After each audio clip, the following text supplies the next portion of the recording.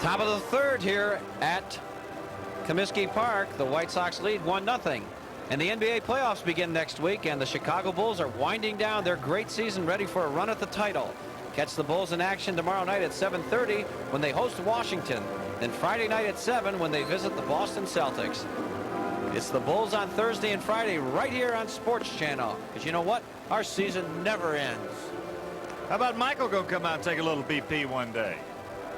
He will. That might draw a crowd. I'll tell you, We'll be here to watch that. Oh, for sure. See what Jerry Reinsdorf said. Anybody hits and loses their job. Talk about pressure. No, I wouldn't throw it. I wouldn't throw it. Thank you. Here's the Red Sox catcher, Tony Pena. It'll be Pena, Reed, and Kutcher to face the big, tall, thin right-hander Jack McDowell. Tony off to a good start, 357. That's a base hit. Robin broke over to his left a little bit, and Calderon quickly gets it back in. That's just a real bad breaking ball right there. That hung right about belt high, just kind of spun up there. I think Jack is trying to establish that breaking ball so he can have something else to go to in a situation other than the fastball, which has been working for him very nicely. Pena 2 for 4 last night, so he's 3 for 5 in these 2 games thus far. As the shortstop, Jody Reed, steps in. Well, you're right. Ventura did break to his left. He may have saw the angle of Pena's bat going in one direction and kind of which influenced his first move. Well, you know, you don't know what Tony Pena is going to do with a bat. We saw that last night. You know, and you've got to be a good third baseman. You've got to anticipate. All good third basemen, your Brooks Robinson and your Greg Nettles, all these guys. You know, it's just an instinct. They see the pitch, they see the reaction of the hitter, and once that bat starts to move, they start to move. Sometimes you're going to get burned because you get a guy like Pena up there who last night was, you know, swinging to the left and looking to the center and hitting to the right. Yeah.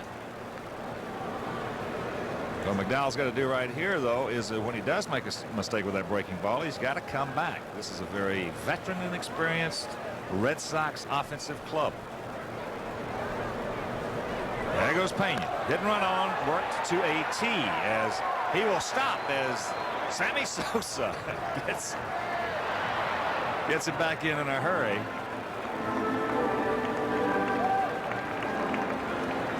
Great execution right there by Jody Reed. Sosa almost caught that ball. He hit it so hard, and Sammy playing shallow for Jody almost made the play as it carried out there. There you see Pena off to the races. Jody Reed can handle that very well, does not strike out very often. And there you see Sammy coming on. You don't run on this guy's arm. A little bit of a double-edged sword right there, it seems to me, for Joe Morgan, the Red Sox skipper. Is the fact that Jody Reed off to a slow start. The club, as we mentioned, they've lost 4 out of 5, and with nobody out, starts Tony Pena, maybe making Jody Reed swing the bat a little bit. So now Randy Kutcher, Sox expecting the bunt, corners coming in.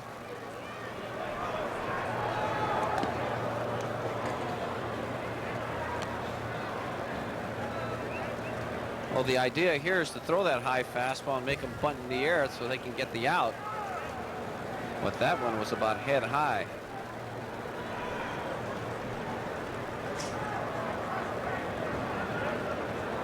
Run on 3 hits for the White Sox. No runs on 3 hits for the Red Sox. The Red Sox threatening right here in the top of the third. Got a piece of Fisk. You know, over his career, I have never seen a catcher get hit more than Carlton Fisk. And really, it's very simple. First of all, he's been back there so much. Right. And the next thing is he's just so massive, he occupies so much space. He's so big. You very seldom see a catcher over 6 feet tall, and Pudge is, well, 6'3", right at least 6'3".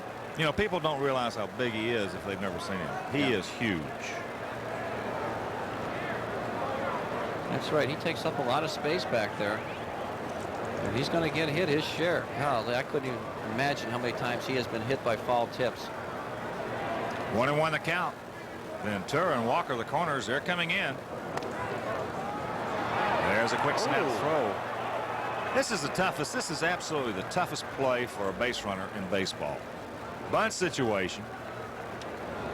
When you're the lead man at second base, I'll tell you, that's when you. I used to hate that when I was at second base. Yeah.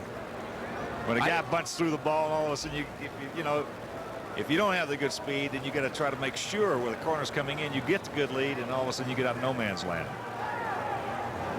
Oh, watch out! Oh, I almost took his mustache off. Meanwhile, Jackson a big hole right here, 3-1.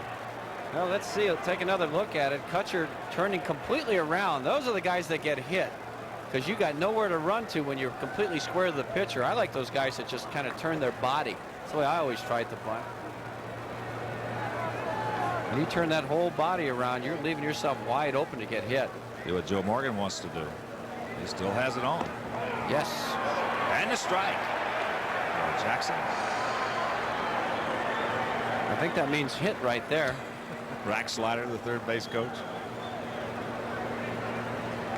Rack slider. It's like a comic strip character, doesn't it?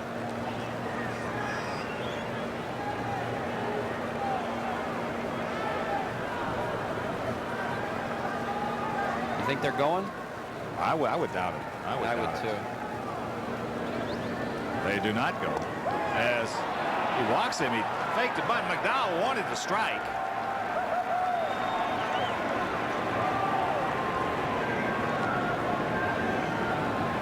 Holy mackerel. That'll load him up with nobody out. Ooh, that was a big pitch right there. Jack McDowell did not get the call from Terry Cooney, and a lot of times that happens when you're struggling to find the plate and you ace a guy in a big situation. A lot of times that umpire will not give you the call. Yes, sir. If you're 2-0, 3-1 to everybody, you won't get too many. Let's take another look right here. That's a strike. Yes, it is. That's a strike. It's right there. It wasn't low. Here's Boggs. Outfield swung well around to the left. There's a strike on the outside corner. Well, the numbers on Wade Boggs show that 69% of the balls that he puts in play are to the opposite field, meaning to the left field side of second base.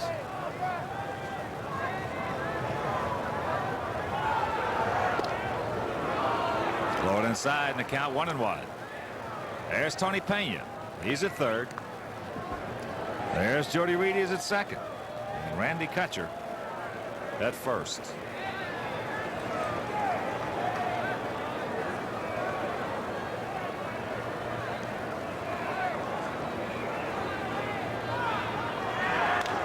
That's popped up, and it's going out of play as Calderon gives chase.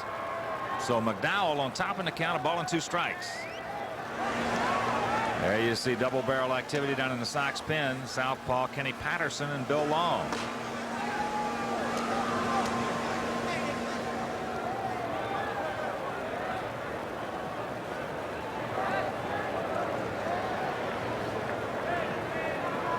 Boggs, 31-year-old veteran.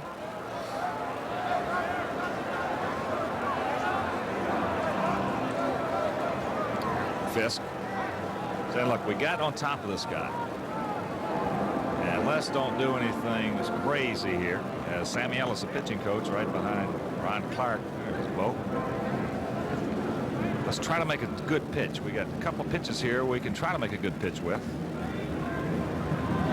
There's Boggs, 274 lifetime against the White Sox here at Comiskey Park. That's the second lowest of his total. Oh, nice pitch. Nice pitch. That's the best breaking ball that Jack has thrown. 2-2. Oh, that's a biter right here. It looked good. Of course, that's Wade Boggs hitting, and generally when he doesn't swing, it's a ball. There's 2 tough calls on for McDowell this inning.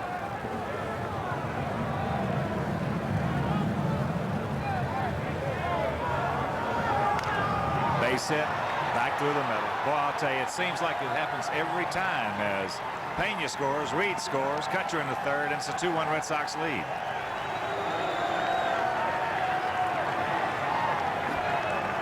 Mercy. Well, the only thing you can do now is battle back. Another look at it. It's a fastball down, but Boggs gets the head of the bat out. You can see Jack McDowell not in very good fielding position. He wasn't squared up to the batter.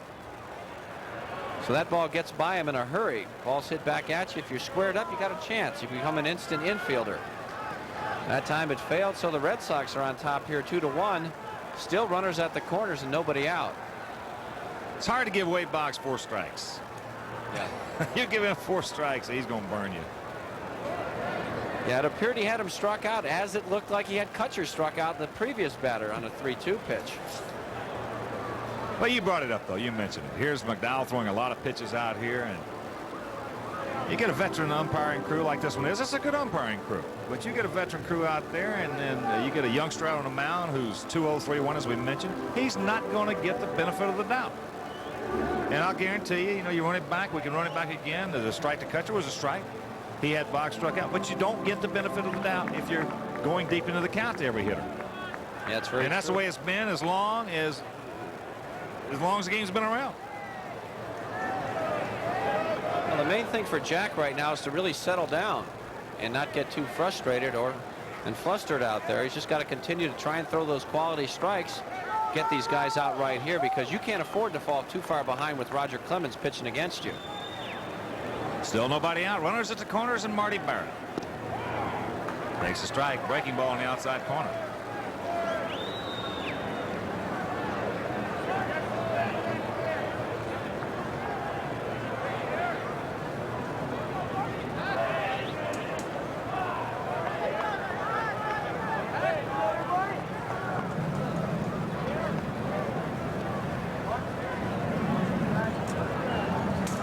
Watch out, they got him.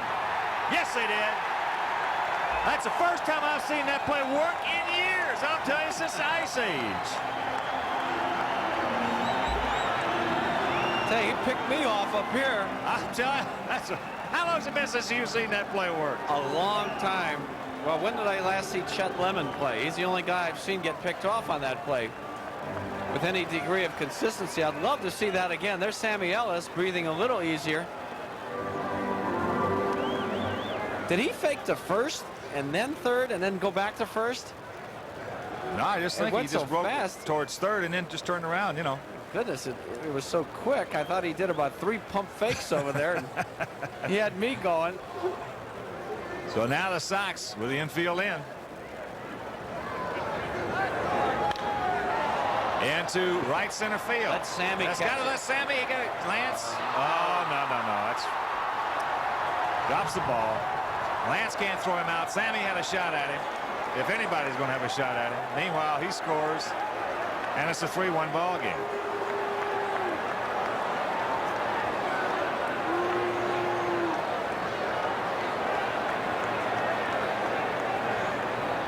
Well, there's the McDowell play. Not as significant right now. That play right there, as Hawk mentioned, if there's a ball hit between 2 outfielders, you got to let the guy with the strong arm throw. Sammy Sosa has one of the best arms in the American League.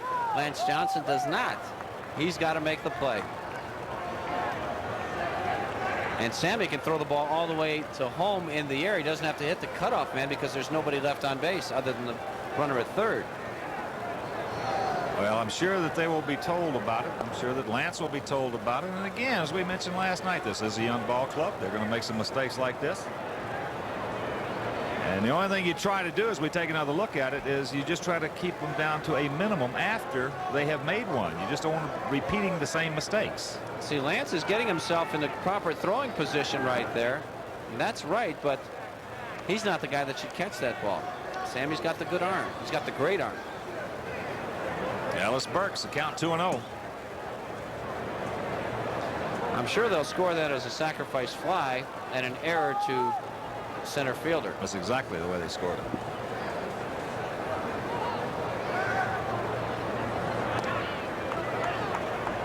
Three 3-0 the count to Burks.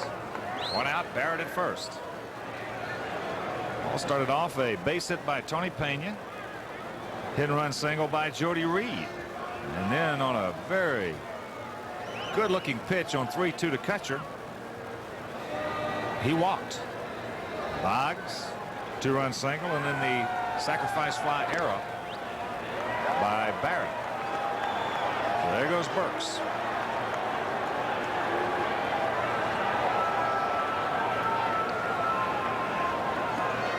Well, that's the second walk in the inning. I'll tell you what, Hawk, Jack McDowell has still got a good fastball working for him right now. He's had a tough inning. Yeah, that's a tough inning for him. He's had the 2 close calls, 2 close pitches at home plate, could have been struck out, and then the error in center field. I think Jeff Torborg realizes that he does still have good velocity, and that breaking ball appears to be coming around a little bit more, especially in the last couple of hitters. So he's going to leave him in there against Greenwell with runners at first and second and only 1 out.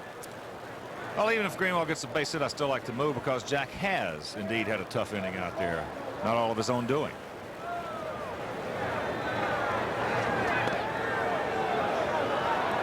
Doesn't get that one. Greenwell, a rocket for a base hit last inning.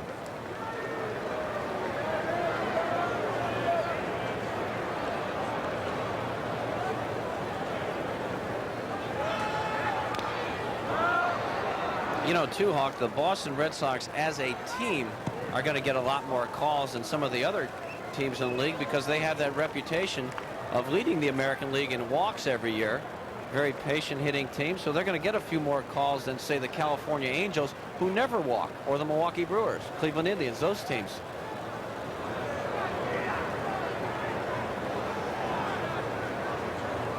They will definitely, as you say, over the course of the year, get a lot of benefits.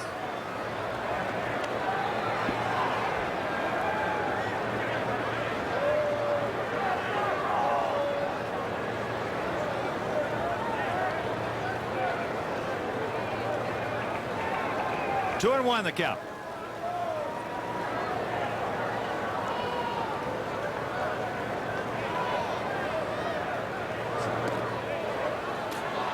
Ball momentarily gets away from Pudge, and the count now 3-1. I would imagine, though, if he loses this man, it might be all. 3 balls are striking out here in the top of the 3rd.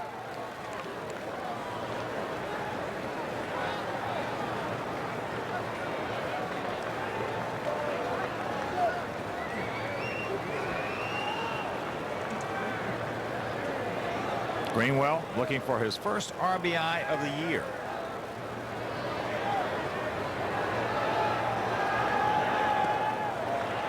That's ball 4, and that'll load him up. 2 consecutive walks.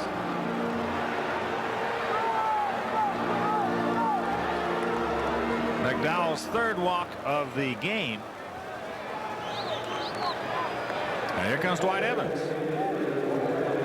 Evans, the 8th Red Sox player to hit here in the 3rd inning. And here comes Jeff Torborg. Managers can live with almost everything except the base on balls from a pitcher.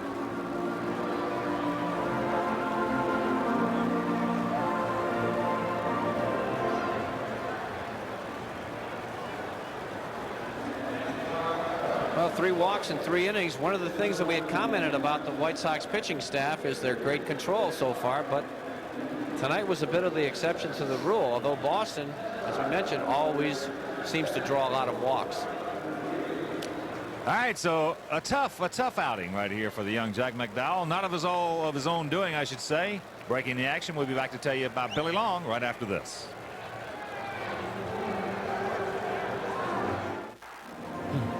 Billy Long is the new White Sox pitcher. The right-hander has an 0-1 record. 16.2 is his earned run average, appearing in his 3rd ball game tonight.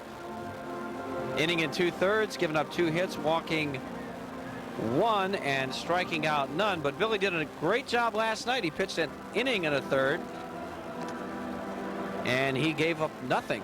No hits, no walks, no strikeouts. So he did a good job, and he's got a tough job ahead of him right now. It needs a double play ball to get out of this innings to keep the White Sox in contention and try and come back on Roger Clemens, but Dwight Evans, the hitter. As you can see, the base is full of Boston Red Sox players out there. Barrett, Burks, and Greenwell. 1 out, and a tough customer at the plate. Evans popped up to right field last inning. 3-1, Boston leads it.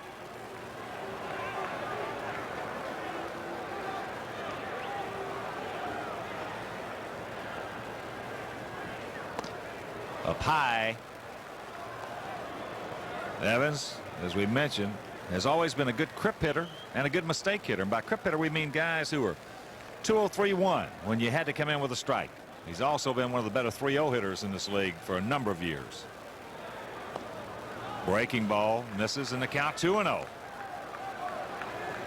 You don't want to get in Mr. Evans' web. He's very selective in this situation too, Hawk. If he does not like this 2-0 pitch, chances are if it's something that he can't pull, something that he can drive, hit out of the ballpark or gap, he'll take it.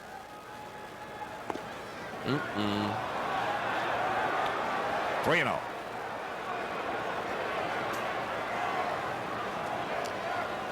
Billy, 4.45 ERA career-wise against the Red Sox.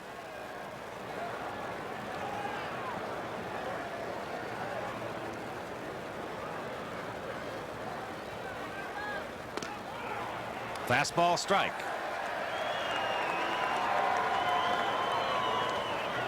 Boy, just a lovely evening for baseball here at Comiskey Park. Certainly as opposed to last night when it was frigid.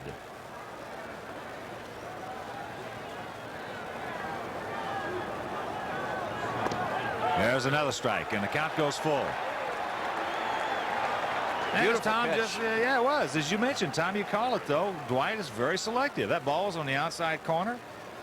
If he hits it, it's probably going to be a ground ball. So he just got another one to look at you. That's right. 2-0, 3-1. You got to be selective. Get the pitch you can drive. Not so much here. 3-2. He holds up ball 4. So that'll force home Marty Barrett with the 3rd consecutive walk issued by the White Sox, and it's a 4-1 game. For Evans, that's RBI number 8. Well, Evans wouldn't bite on the curveball. It was down and away. A lot of hitters may have been in their anxiety to hit and drive in those runs would have gone after that pitch, but not so with Dwight Evans, whom, as Hawk said, is very selective at the plate. Billy Joe Robideau. That's out of play left side. When you walk 4 guys in 1 inning against this team, I tell you, in reality, if they could get out of this somehow with just the 4, yeah, with everything that's going on, with a couple of missed pitches and in the era.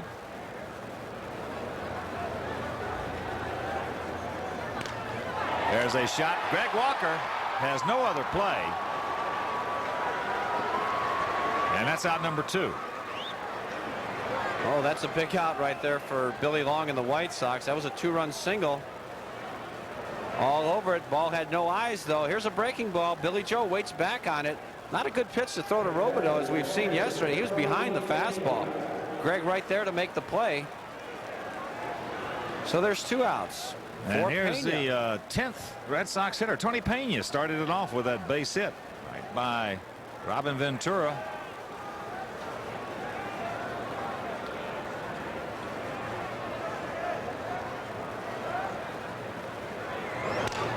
Broken bat. Ozzie can't get there. Here comes one. Here comes another. There's the throw to third base. Is now Pena will move into second, and it's a 6-1 Red Sox lead. And Pena with 2 hits this inning and 2 RBIs.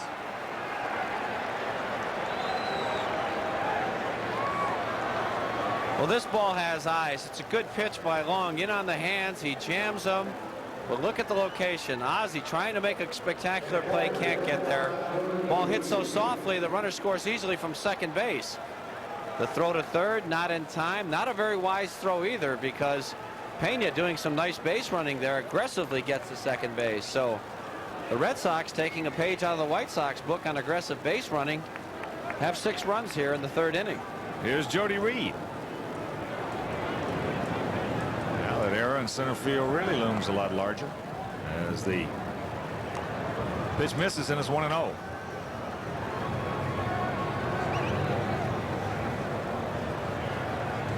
weird inning.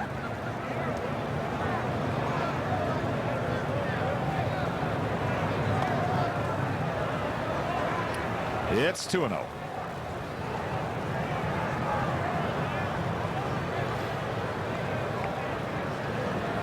Well, things like this happen. Didn't Milwaukee have an 8-run inning on the Red Sox the other day in that 18 to nothing game? Something like that. Fastball strike.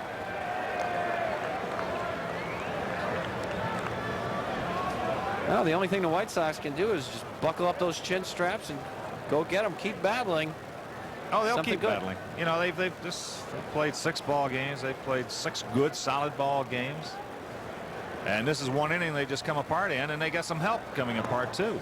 As I said, this inning could have been over a long time ago. Jack McDowell could have still been out there. And at the worst was just 1 run across. That's right. Jack McDowell looked like he had as good as better stuff this past inning. Better movement. He certainly had a better breaking ball. First 2 innings, he did not have one. Well, so far, the Red Sox have had 5 outs this inning. This is the 6th one at the plate right now. That's off the foot. Foul ball, says home plate umpire Terry Cooney.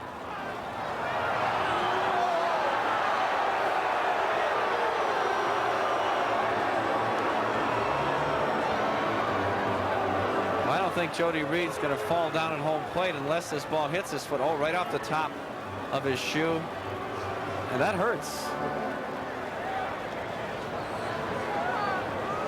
Well, it's still 3-2.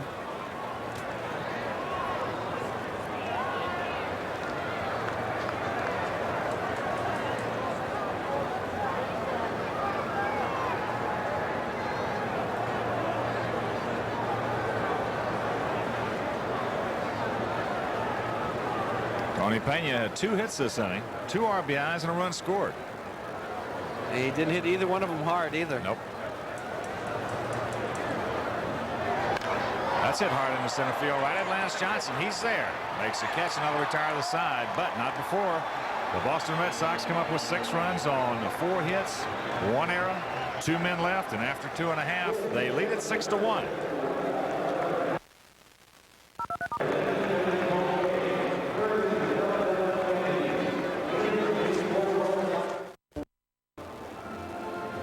Big Roger Clemens taking his warm-up tosses. He has been staked to a 5-run cushion. And time I'll never forget 2 years ago. Roger Clemens was pitching against the Yankees. The Red Sox in New York. Red Sox scored 9 times in the top of the 1st inning. And I said at that point, you can wrap this one up and send it to Cooperstown. The Yankees won that game 11-10. And Roger didn't get anybody out in the 1st inning, did he? I tell you, they came right back. I don't know what it was, a 7 or 8 or something. Here's Lance Johnson. Lance popped up to Mike Greenwell his first trip. Only 3 of those runs were earned in the top half of this frame. Big error by Johnson. 6-5-0 for Boston, 1-3-1 for the Sox. 2-0 the count. Well, this is a take count right here for Lance, especially if the White Sox want to get back in this ball game. Going to have to try and maneuver runners around, try and get on any way they can. Walks are okay.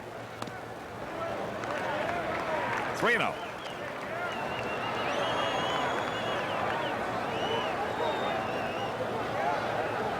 The take-2 situation. Yeah. Well, Roger sat around a long time in that dugout or clubhouse, wherever he was. Long time between innings. What is this? Lance evidently missed the sign. Or maybe it was a 2-1 count. Well, he may have called it may have been a 2-1 count. On the board, he had 3-0, and I didn't see the umpire Terry Cooney come up with the right arm. Yeah, he's not very emphatic with his strike call, so he did lift that. Well, right it had to be, because I don't see anybody talking to Lance Johnson down in the dugout. Must have been 2-1. Here's Scotty.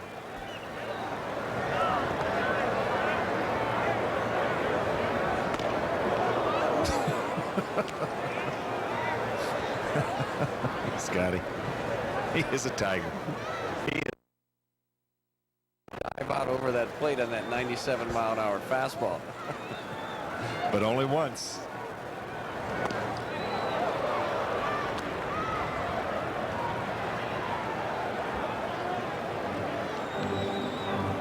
One and one the count.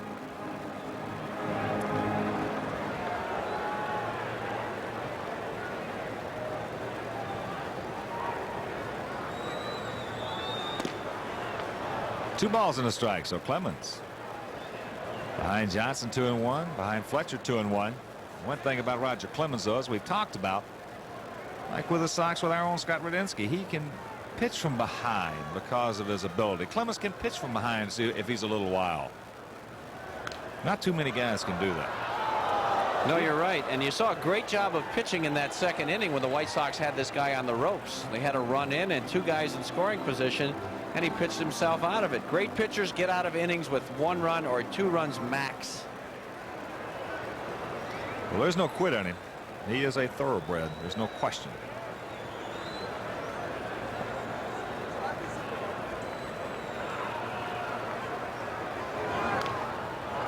Scotty battling hard.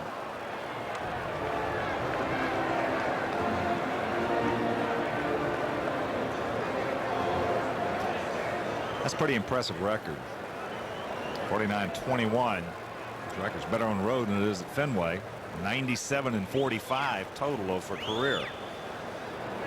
He is 40. That's up high, full count. Check that, 52 games over 500. Not too shabby.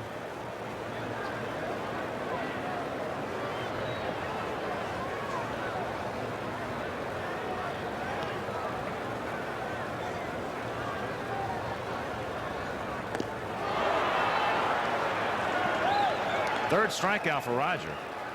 2 gone.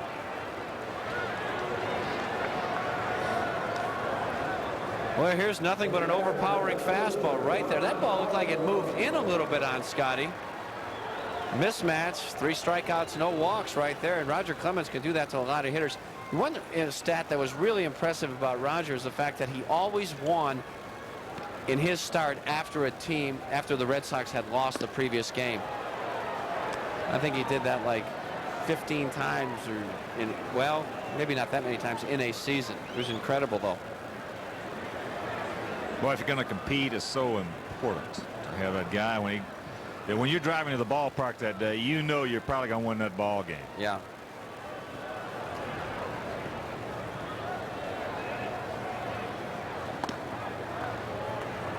One and one the count to Ivan.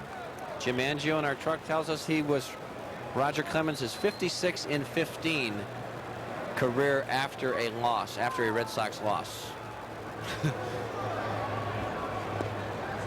2-1. Well, I told you earlier how I feel about him. I mean, I've faced a lot of guys in my life, you know, Koufaxes and Drysdales and Nolan Ryans and Catfish Hunters and Sam McDowells. I think when this guy's as healthy, he's as good as anybody that ever played this game, that ever pitched.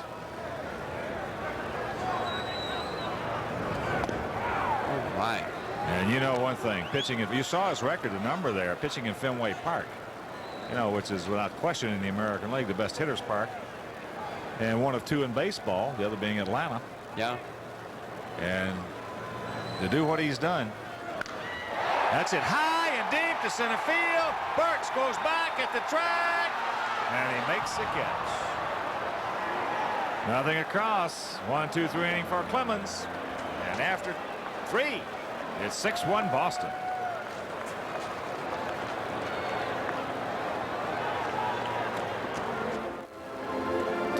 That's the story from Comiskey Park, top of the 4th inning. 6-1 Boston. And a reminder, the first 15,000 fans attending the Sox Blue Jays game on Friday, April 27th, well, they will receive a collectible photo of Carlton Fisk. That'll be compliments of Kodak.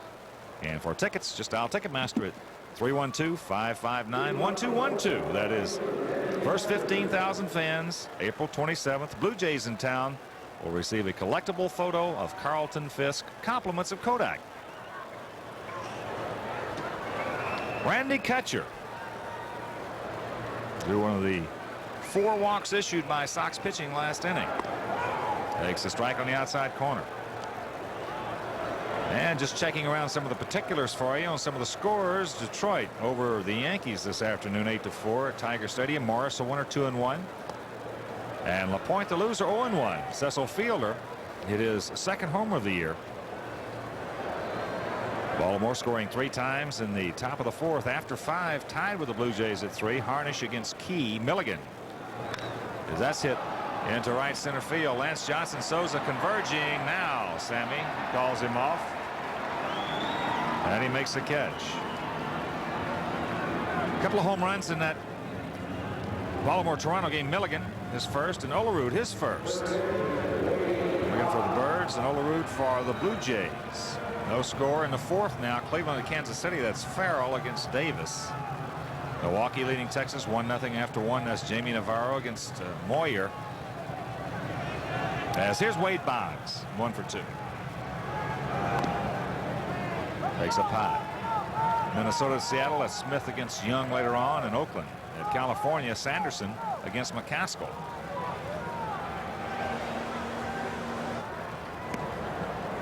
(2-0). There you see the southpaw Wayne Edwards starting to loosen up.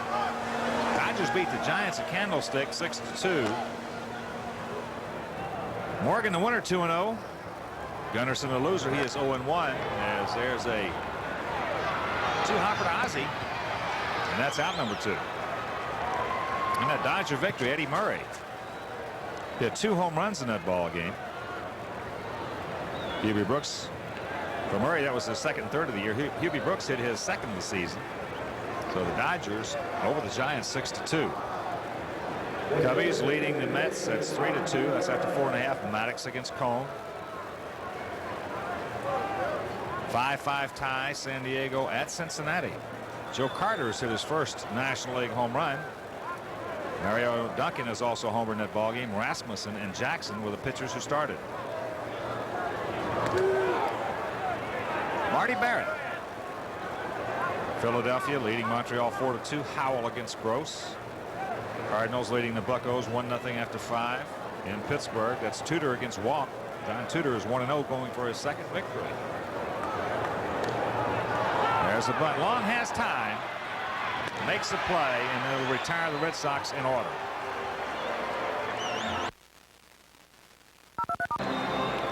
After 3.5 from Comiskey Park, 6-1 Boston.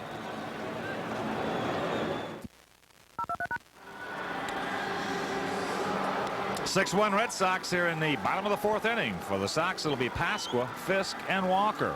And those are the 3 hitters who have the only 3 base hits against Roger Clemens. Clemens coming in, making his 3rd start. He beat Detroit on opening day. Last time out, beat the Brewers. He is 2-0. Was 3-0 last year against the Sox with an 0.36 Erie. That is eerie. When you think about that. 1 run in 25 innings. He was awesome, though, against the Sox. He had great stuff every time out. Here's Pasqua. Now, last time up, he got a breaking ball down and in. He smoked down the first baseline for his double. And there was a heater. As we mentioned, I doubt very seriously if he's going to get anything off speed down and in again. Oop. 2 90-plus fastballs right on the outside. The book on Danny Pasqua, really, you got to throw him real hard stuff and then soft stuff. Anything in between, he will pretty much nail.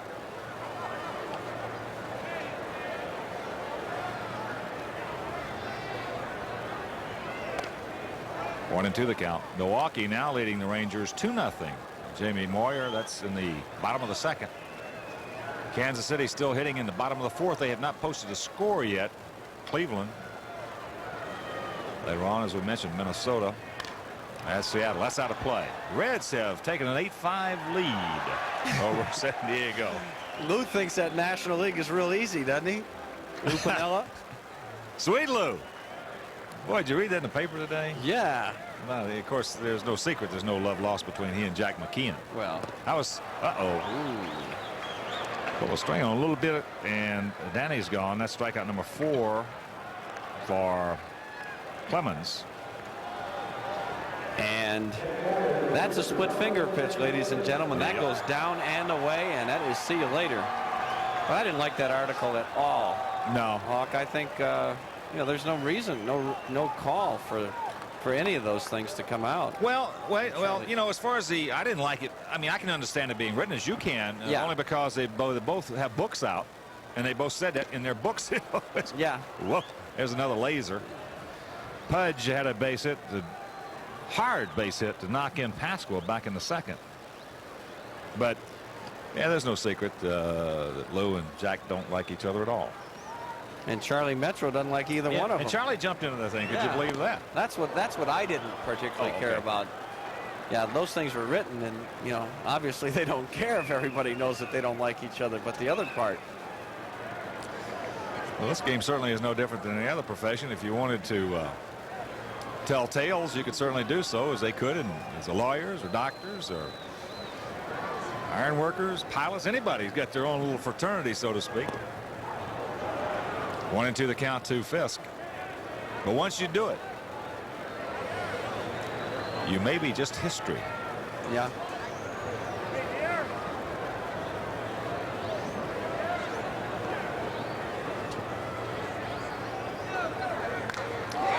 Carlton muscles this one. I tell you, Rogers still thinks he can throw that fastball by Pudge.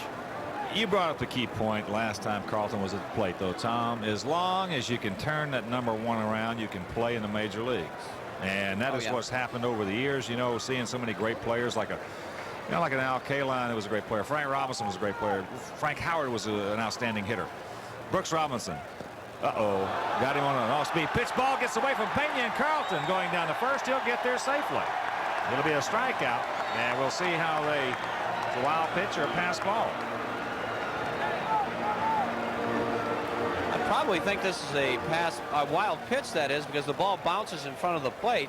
Let's look at it. It's a split finger again. Look at nastiness right there. Yeah, it's got to be a wild pitch. Ooh, is that tough to lay off of, because it looks like it's about a knee-high fastball. And Pudge right there swinging at dirt. Oh, my. Strikeout number 5. White Sox get a bit of a break there. Fisk at first for Greg Walker. But getting back to those other hitters, that's the first thing, is they got a little older in their careers. You know, of course, back in those days, you know, 31 to 32 was getting pretty old. The perception has changed, and Pete Rose was really the guy who really started changing their perception on age. He was the guy who got everybody over the hump on thinking that 35 was not old, that you could still play.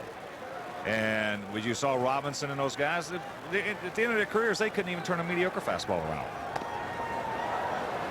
Carlton still can turn Roger Clemens around, as we have seen. That's right. And when you can do that, and he's 42 years old now, there's really no reason for me to think that he couldn't play another 2 years after this one. Well, if we put him in left field, he might be able to. Nah. Walk has a pretty good rip right there. And the count 1-2. I wonder what kind of left fielder he really would have. I bet he'd been a pretty good one. He'd have been all right. Yeah, he'd been decent out there. Yeah, he'd have been all right. Good athlete. 72. He's got that tackles number, though. Oh, my. Oh. That's strikeout number 6. Struck out 3 men this inning. He has a chance to do something not too many guys have done. Strike out 4 in 1 inning. Well, he might strike out a lot more than that, because the catcher's going to have a tough time catching that pitch. My goodness, that split finger pitch is going down big time. Robin Ventura. Robin had a sacrifice bunt back in the second. You know, with 2 strikes, Hawk, you just can't lay off of that pitch. I mean, early in the count, if you throw it, chances are the hitter will be disciplined enough to take it. Jams him. And a little looper in the right. Randy Kutcher's there. He makes the catch, and that'll retire the side. Nothing across. There were 3 strikeouts for Clemens. No errors, a man left. And after 4, 6-1 Red Sox.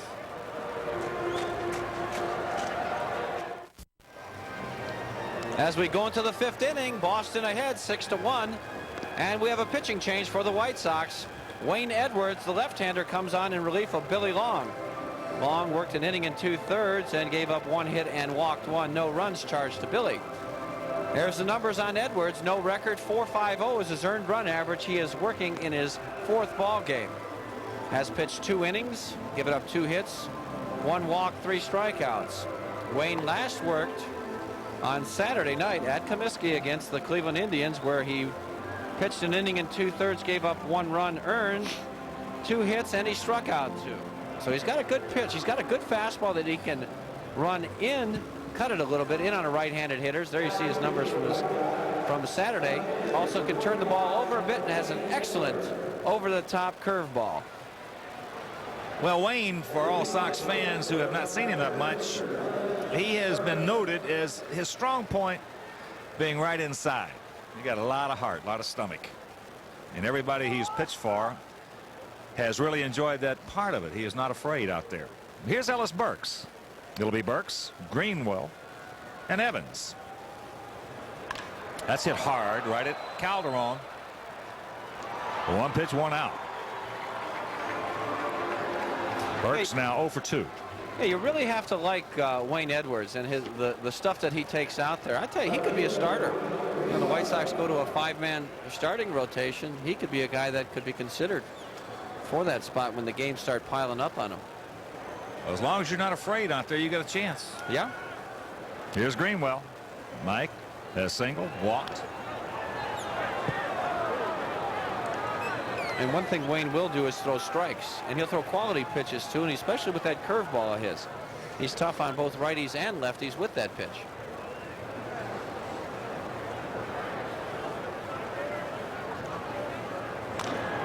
Chopper gets by. He's got to get over there. Nice play. Good play by Edwards as Walker gets it to him, and that's out number 2. That's a fine play by Walker and Edwards. Tell you what, Wayne is a good athlete. As you can see him bounce off the mound here, a little number off the bat of Greenwell. He's going to try and make the play, and oops, I can't get there. I better get to the bag. Does it nicely. He finds it. Left foot on the bag, and he gets him by a stride. Good play. And Walker, that's a tough feed right there, and he got it to him. Here's Dwight Evans. Dwight has popped to right. He's walked, and that forced in a run. Takes the strike. Well, it was just so nice to see. I'll tell you, it's just so nice to see this spring all the good young talent in the White Sox farm system. As we've talked about, there's a fellow coming your way pretty soon named Frank Thomas. He is awesome. He'll fill out a uniform, won't he? He will definitely fill out 1 or 2 of them. He's a tremendous specimen, physical specimen. Strong, quick, first baseman out of Auburn. #1 draft pick, and he will be here. And then all of a sudden you have another player who was involved in the Harold Baines trade, Wilson Alvarez. Now Wilson was touched up a couple of first start out with Vancouver, but he'll be here. I mean, it's fun to watch this 19-year-old left-hander throw it. He can throw it right through the wall. Yeah, I'd like to take a look at those guys that got those hits against Alvarez, because he got a great arm. Danny Evans tells us that Frank Thomas has hit another home run tonight. Probably about an 800-foot shot. That doesn't surprise me. If you told me 3 or 4, wouldn't surprise me. He's beautiful. But there's other, as we talked about from spring training, Tom, I've just never seen a camp. They had 168 players, I believe, in camp. I've never seen that many big athletes. Yeah. He got him. Look at Wayne. Retirement order. 1, 2, 3. Nothing across. And after 4.5, it's 6-1 Boston. This copyright program is presented by the authority of Major League Baseball and the Chicago White Sox. It is intended solely for the private, non-commercial use of our audience. Any publication, reproduction, retransmission, or other use of these pictures, descriptions, and accounts of this game without the express written permission of Major League Baseball, the Chicago White Sox, and Sports Channel Chicago is prohibited. Nice going. Well, we got through it. Thank you. Bottom of the 5th inning. It'll be Sosa, Ozzie, and then the top of the order, Lance Johnson. That's a story. 1 big inning for the Red Sox back in the 3rd, scoring all 6 of their tallies. Here's Sammy. Sammy struck out back in the 2nd, 1 of 6 thus far registered by Clemens. I'll tell you, he is fun. That's Sammy. As I said, He sees it and he turns it loose, doesn't he? Just unbutton that top button and take a rip. The Panther. So graceful in the outfield. Oh, boy.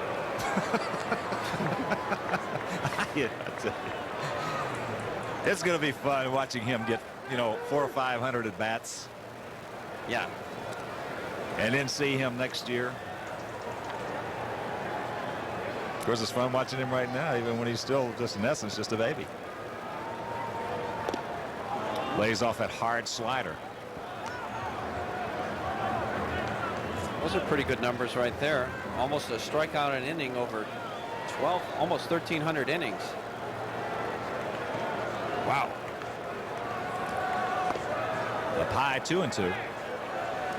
And a lot of times as well, you're talking about comparing Clemens. It's hard to compare, as we all know, but he's facing, with the DH. He's not facing the pitcher the way a lot of guys did in the past when they had that easy 2 or 3 strikeouts a game from that 9-hole. Yeah, that's exactly right. And you really think about Nolan Ryan's accomplishments, especially years ago when he was with California, when he struck out 350 odd in a season. Awesome. And that's with a DH too. Yeah, just awesome. Yeah. Kufu did it a couple times with the Dodgers. Yeah. Sammy battling, cutting and slashing up there. He's not going to get cheated in any at bat, that's for sure. Sammy Sosa's taking a rip, and as long as he keeps that front side closed, he doesn't open up too quick, he will have a good rip at the ball. When you open up that front shoulder, the head goes and the hip goes, you lose a lot of bat speed that way.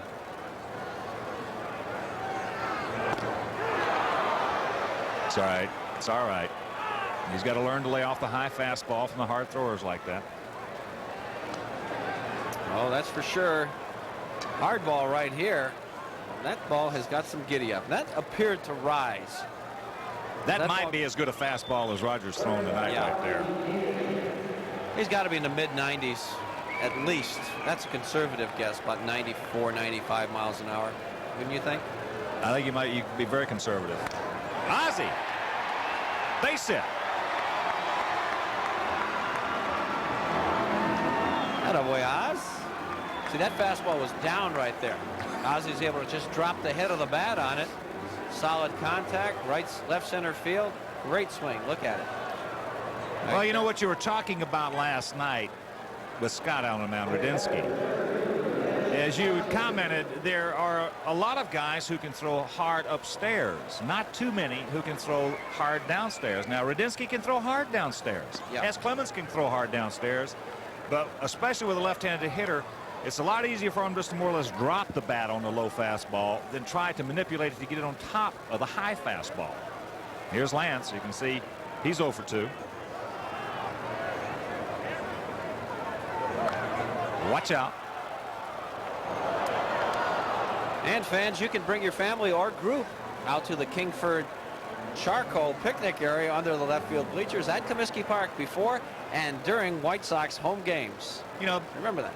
Tommy, that was what made Bob Gibson so effective. He threw hard down low as well. And he had, of course, that awesome slider. There's the split finger. And I know when Gibby beat us 3 times in the '67 World Series, in the first 2 games that he beat us, it was just awesome how hard he was throwing knee high for a right-hander, which is very unusual. You don't see too many right-handers can throw hard down low. Was that the year that he had the 1.1 earned run average? 1.12 earned run average? It was either 67 or 68. That was in '68. Yeah, that was in '68 when he had the 1.112, and he beat the Tigers a couple of times. He struck out 17, I believe, in the World Series against the Tigers that year. There's a little 2-hopper right to the first baseman, Billy Joe Robideau, and that's out number 2. And he was only 21-9 that year. He lost, I think, 5 1-0 decisions. You talk about pitching in tough luck. Well, I'll tell you, in '68, who had a great year in the American League, set the all-time American League ERA that year, was Louis Tiant. He had a 1.60 ERA. He was 20-9 with 9 shutouts. Here's Scotty. Scotty's 0 for 2. He's flying to right.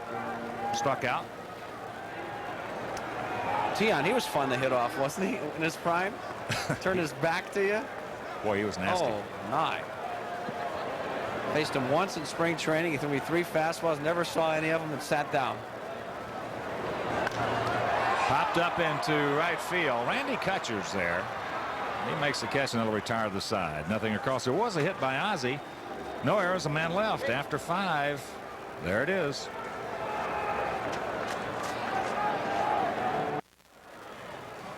Jimmy Angio, that's a cruel shot you're throwing up there right now. But joining us in the booth is Rob Gallus, who is the Senior Vice President for Marketing and Advertising and Broadcasting, I should say, for the White Sox. And Rob, tell us about what's going on July 11th. Well, July 11th, Ken, we're going to try something different. We're going to turn back the clock the day after the All-Star game here, a game against the Brewers.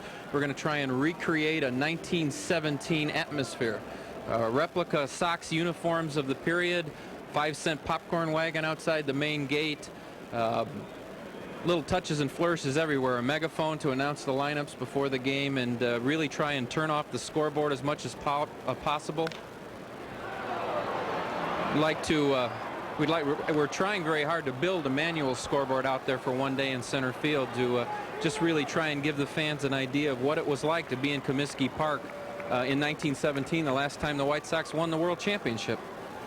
There you see Carlos Quintana hitting for Billy Joe Robideau here in the top of the 6th inning with the Red Sox leading 6-1. Well, where did you come up with that there? I mean, it sounds like it's just going to be a very festive occasion. And who's going to be in town that day? Milwaukee. Mm-hmm. Right.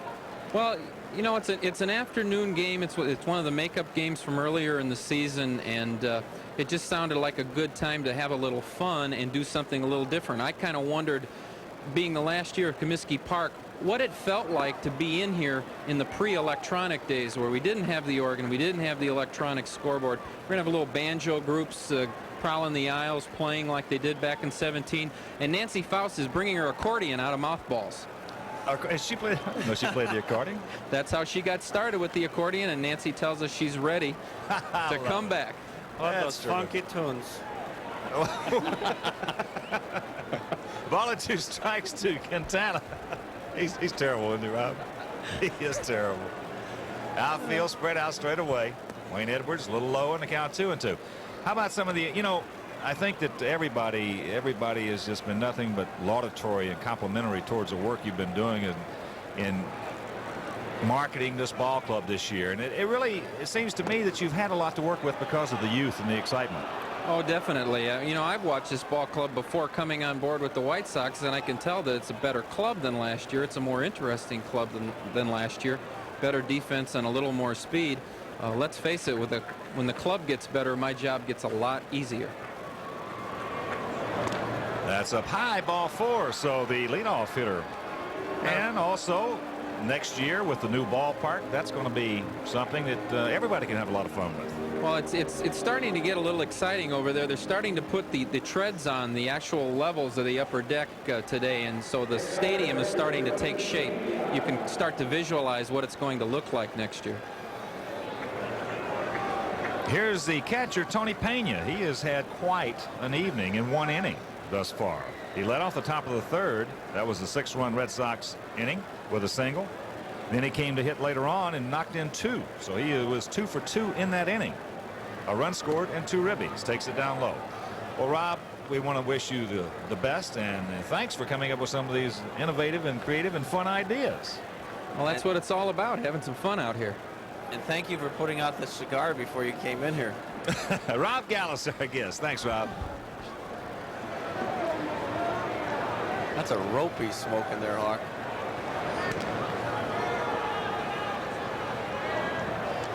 Want to know the count to Pena. 6-5-0 for Boston, 1-4-1 for the Sox. Tom, that should be a lot of fun on the 11th. Oh, that's great. I'm anxious to see it. 2-0.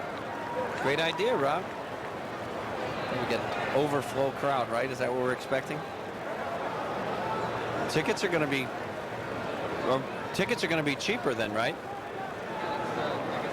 the best part. We are trying to replicate that day as much as possible, so general admission seats will be 50 cents, which is approximately what a seat sold for in 1917. Wow. All right. Wow. I didn't know that. 50 cents. And all other tickets that day will be half price, so it's a real bargain to come out here that day. All right, well, all you fans, mark that down on your calendar now. That'll be July 11th. That is not on your schedule. In fact, that is the last day of the All-Star break, the 9th, 10th, and 11th of July. But mark that down, July 11th. Milwaukee will be in town. Tickets will be 50 cents. It'll be Nostalgia Day here at Comiskey Park. With the megaphones as there is a strike and a count 2-2. 50 cents general admissions and 5-cent popcorn out front with the vendors going through the stands. I think the thing I'm looking forward to seeing is what the club's going to look like in those 1917 uniforms. We're not going to do the baggy wools or anything like that, but we'll get close to what they look like.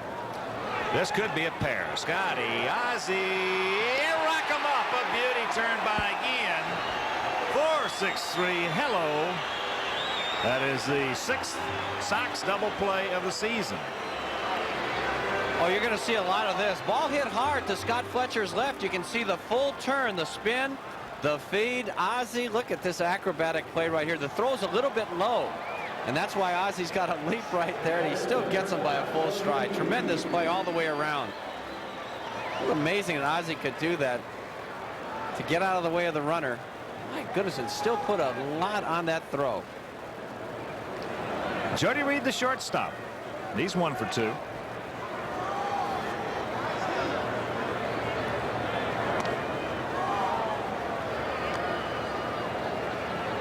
Cincinnati now leading San Diego 9-7. That game in the top of the 6th.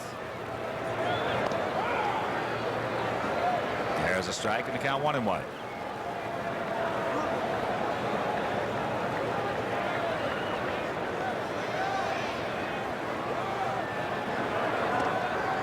Breaking ball. Just missed on the count 2-1.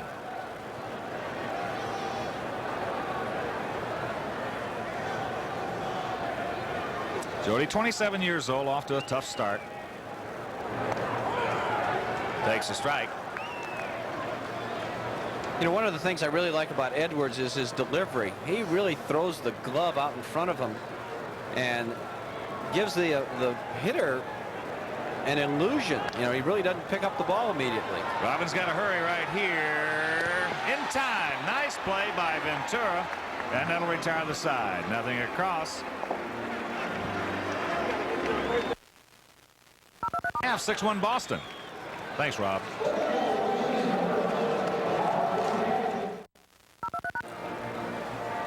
Well, there you see, following the Sox game tonight, the Smythe Division Finals Game 1. The Kings at the Oilers. That should be something. A great one against Edmonton. And a defensive change. There's Carlos Quintana. He remains in the ball game for Billy Joe Robideau. 6-1 Red Sox here in the bottom of the 6th inning. For the Sox, it'll be Calderon, Pasqua, and Fisk to face the right-hander Roger Clemens.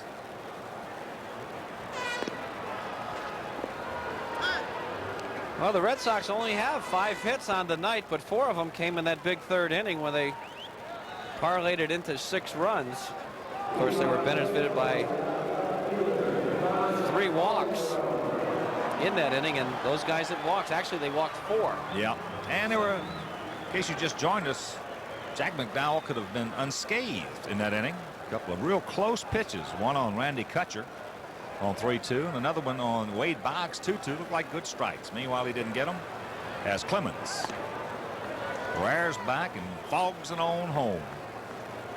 That's good old-fashioned hardball, isn't it? Oh my, can he bring it.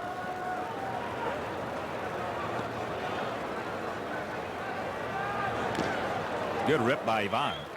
And a reminder, season tickets, single game Sky Suites, private picnic and patio parties. Also, group tickets are still available for the 1990 season. So for more information, just call the Sox ticket sales office at 1-312-924-1000. Ball and 2 strikes.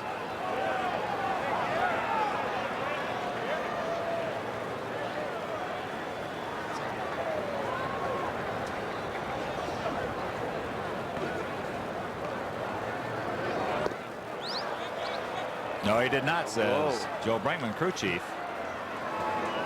Boy, that's a nasty breaking ball right there. That looked like that a real hard curveball. He'd have got me on it, I'll tell you. Oh, yeah. My fanny had been flying. Look at that. Yaha. Just misses. Yvonne did stay back.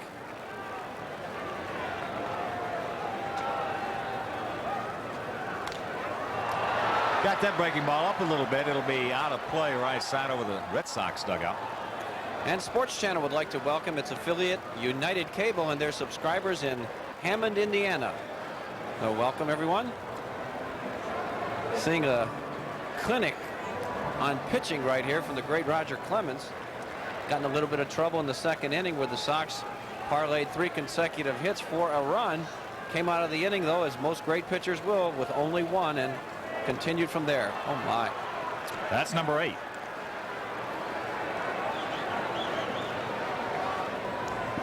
Now that pitch right there's got to be considered unhittable. There's the swing by Yvonne. It's that hard breaking ball.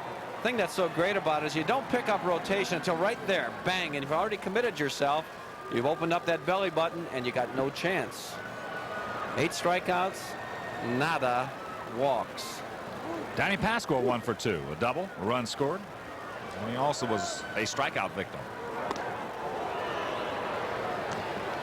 Laser.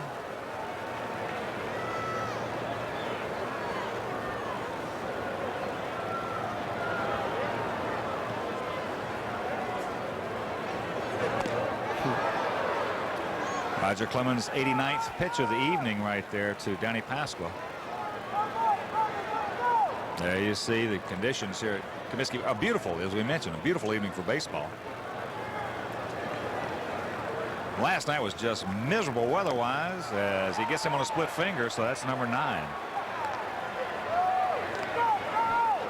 Well, that split finger pitch has been his strikeout pitch in the last couple of innings from about the 4th inning on. This is about the 5th strikeout he's gotten with this one. Look at the split finger down and away. You don't see rotation on it. What a great pitch that for him to add to his repertoire, especially against left-handed hitters. You know, every pitch he has in his repertoire is a strikeout pitch. Yeah. Every one. And not too many guys you can say that about. His curveball is a strikeout pitch. His slider, certainly his fastball. Oh, boy. And then, as you mentioned, to the strong left-handed hitters, well, when he jumps out on top and he throws you 2 straight fastballs, gets you 0-2 and comes back split finger, grab some bench. Here's Pudge. Pudge 1 for 2. And don't get too upset about it either. That's hit hard into center field. Ellis Burks on his horse and drops the ball. Carlton pulls into second. Ellis got a good jump on that linea by Pudge. Got there and just couldn't make the play. I think he just took the ball, his eye off the ball just for a second. There you see Pudge getting his arms extended. A little bit of a slider right there, hung up a bit. There's Burks. You know what he might have done, Hawk, is stuck that glove right in front of his eyes and shielded his vision right there. Lost it for a second. And that's going to be an error. Hit it good, though. Almost 400 feet to dead center field. Here's Greg Walker. Greg 1 for 2, a single and a strikeout. Gas high.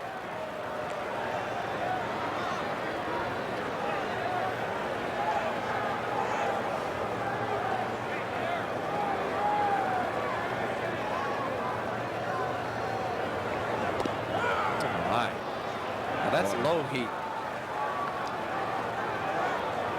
I'll tell you, the thing with Roger Clemens, you have got to get him early in the count. I'm convinced of it. You can't let him get 2 strikes on you. You're going to make it out. Make it out in the first 2 pitches. Boy, I'll tell you.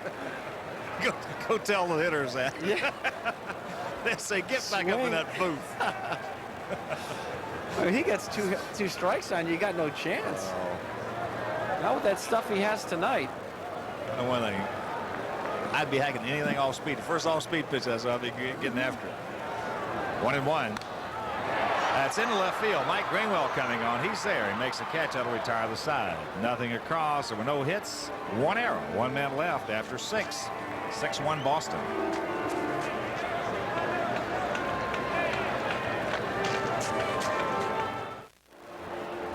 Ken Patterson comes on to work the 7th inning for the White Sox.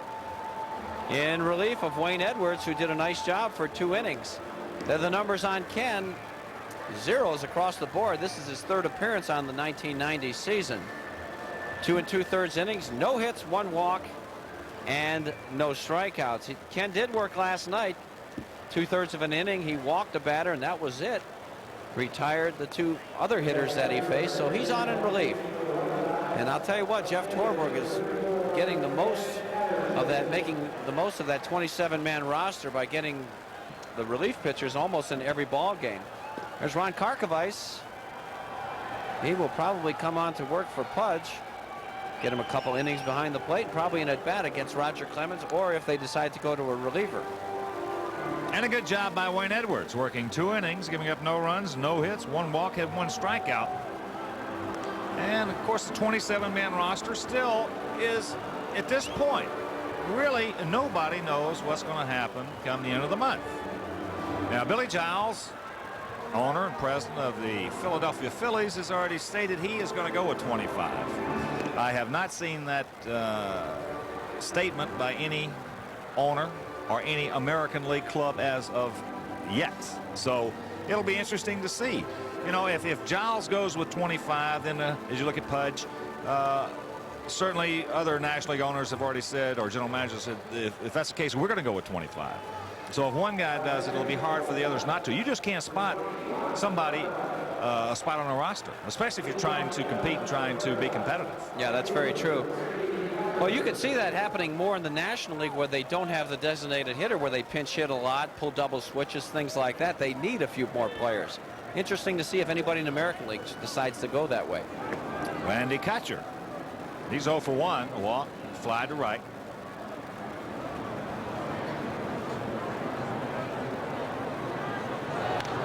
Out of play right side. So Patterson, the 4th Sox pitcher of the evening.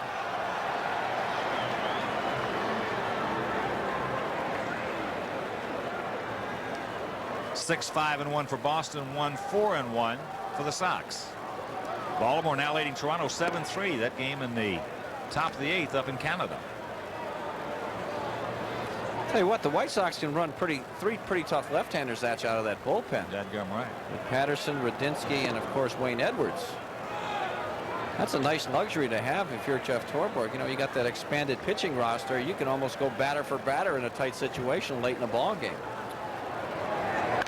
That's it deep to left center field. Put it on the board. Upper tank for Kutcher, and it's a 7-1 Red Sox lead.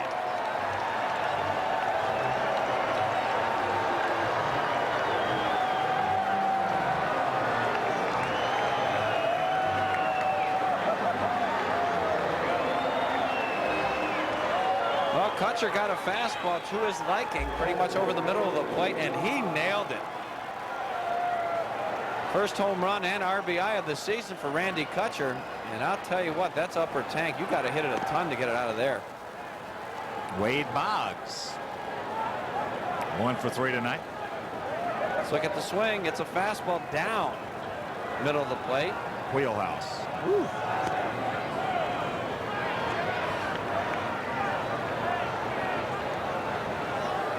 That ball looked pretty straight coming up there. And one of the things I've always said about Ken Patterson, he's got excellent movement on his fastball. That one appeared to not move. He does have good movement on his fastball. You say, you know, sometimes they straighten out on you. The hitter will usually let you know when you make a bad pitch. Yeah. 1-2 to Boggs. That's off of Patterson. Ozzy's there over to Walker in time. So that'll be scored 1-6-3. See the good swing right there that Kutcher puts on the ball. You know, he didn't get a chance to play very often, so if I were him, I'd take a nice slow stroll around those bases. Upper deck, that ball's hit up close to 400 feet. Here's Marty Barrett. Marty's 0 for 3. Checked it 0 for 2. Got a sacrifice fly back in the 3rd. There's a strike.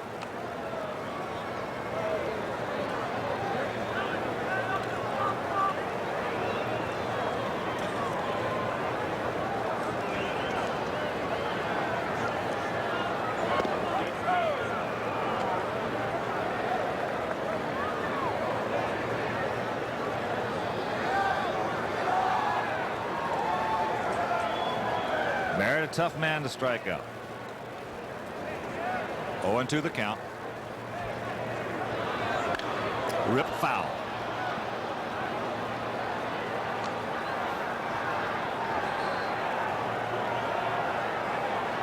See, Marty, right there, a lot of times hitters will get upset with themselves. They'll get a pretty good pitch to hit, and they get a little anxious, and they jerk it foul. And you know, chances are you may not get anywhere close to that pitch again. Especially 0-2.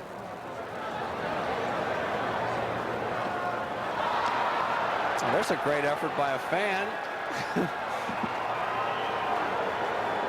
Now that doesn't feel good either. There's right-hander Don Paul down in the Sox pen.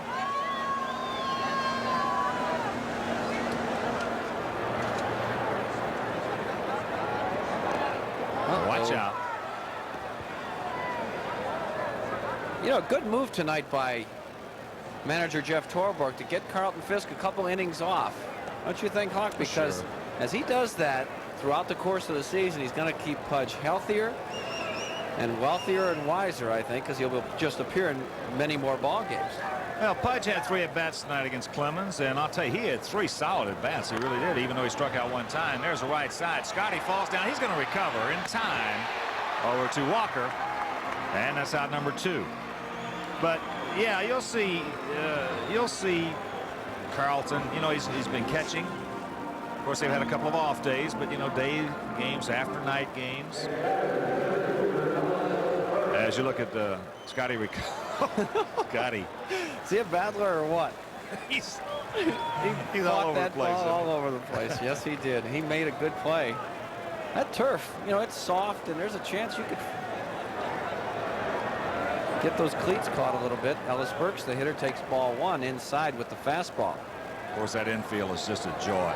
That infield, there is none better. No. There may be some as good. I don't know where they are, but there's none better. Roger Bossert. He is excellent. I'll tell you what, I can't remember the last time I really saw a bad hop due to the on that infield, especially on the dirt part, which, you know, you go to Cleveland and you can get hair-lipped over there at any time. It's an awful ballpark to try and catch ground balls. Well, yeah, Detroit was the one I always hated. Boy, because the dirt clumped up on you, you know, and it was clumps all around. Yeah. And they just eat you alive. Yeah. Ellis Burks, the count 1-1. Milwaukee's bad. There's a base hit in the hole. And the Coca-Cola Chi Sox fan club is open to Sox fans of all ages. Members receive 2 White Sox tickets, subscription to the Comiskey Columns newsletter, a set of White Sox baseball cards, and more for only $10 as a membership fee. Plus, the proceeds benefit the Chi Sox Research Fund at Northwestern Memorial Hospital and the Chi Sox Day Hospital at Children's Memorial. For more information, call the White Sox 924-1000. Mike Greenwell takes the ball. And just checking around the White Sox farm system on Monday, it was a clean sweep. Vancouver, Birmingham, South Bend, Sarasota all won. And yesterday, Vancouver won again. Birmingham was rained out. Sarasota beat Osceola, and South Bend lost. Of course, the White Sox last year had the best composite minor league record in all of baseball. As a matter of fact, the 4th all-time best composite record ever. Right side, 2 hopper. Scotty's there. That'll do it for Boston here in the top of the 7th.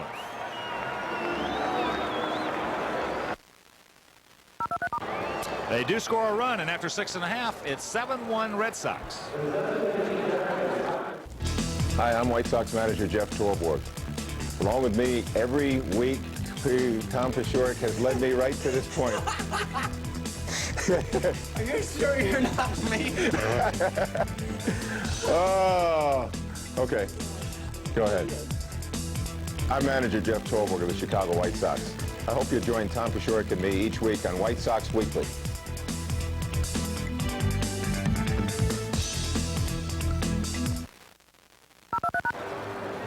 7-1 Red Sox here at Comiskey Park. Now let's check out the rest of the Major League scores for you. You see Tigers over the Yankees 8-4. Baltimore leading Toronto 7-3 in the 8th.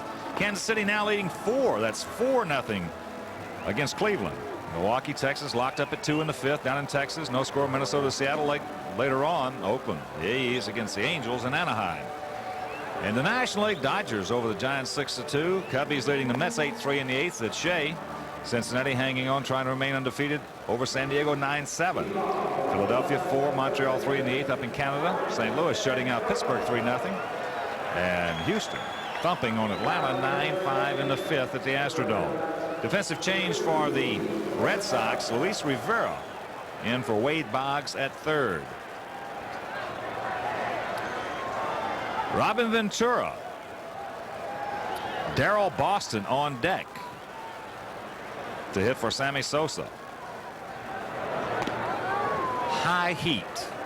7-7-1 for the Red Sox. 1-4-1 for the White Sox.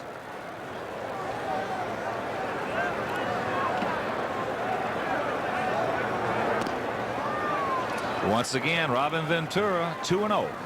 He's amazing. How does he do that? I have no idea. He's just absolutely amazing for a youngster.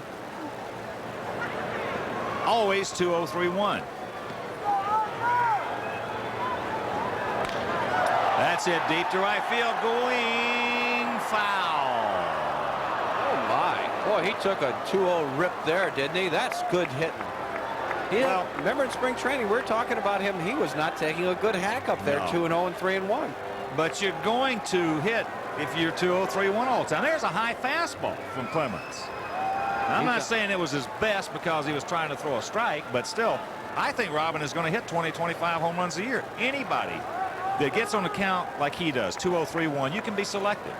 He's not going to be a powerful home run hitter, but what he's going to be is a finesse home run hitter, vis-a-vis an Al Kaline or a Don Mattingly. You know, these guys are on top in the count.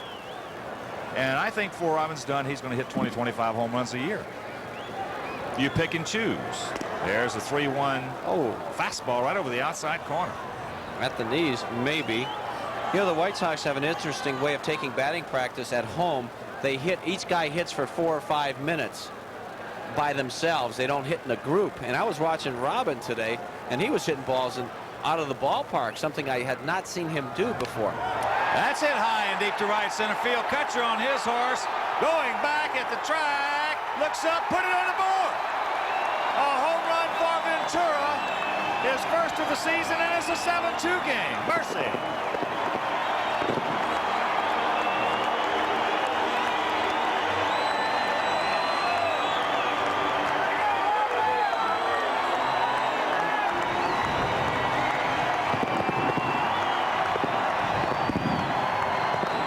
Take a bow, Robin Ventura. Great piece of hitting there. 3-2. He got the fastball.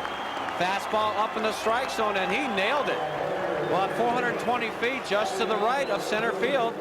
First home run, 3rd RBI of the season for Robin, and his first major league dinger. Oh my, he nailed that one.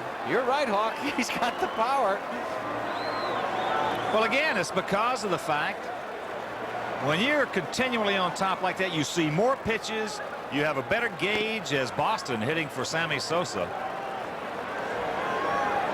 And again, look at Mattingly. You know, he's hit a lot of home runs in his career, and he's not that strong.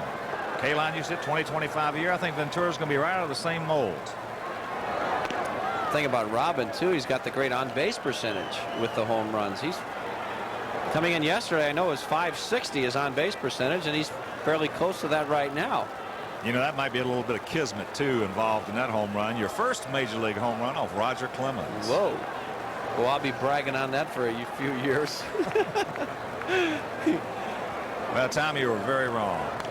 Good rip by Boston on the distance on Ventura's home run. What happened? It was 417. Missed it by a yard, kid.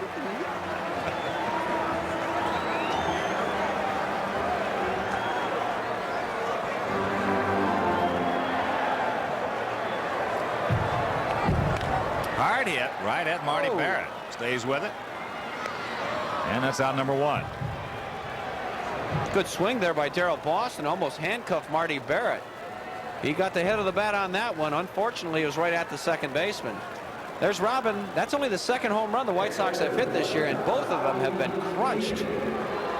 Ron Kittles. There's a little bit of difference. Yeah. Well, Kitty's over there telling him, well, Mine went about 100 feet farther. That's right. Double-barreled activity down in the Red Sox pen. On the right of your screens, Rob Murphy and Jeff Reardon.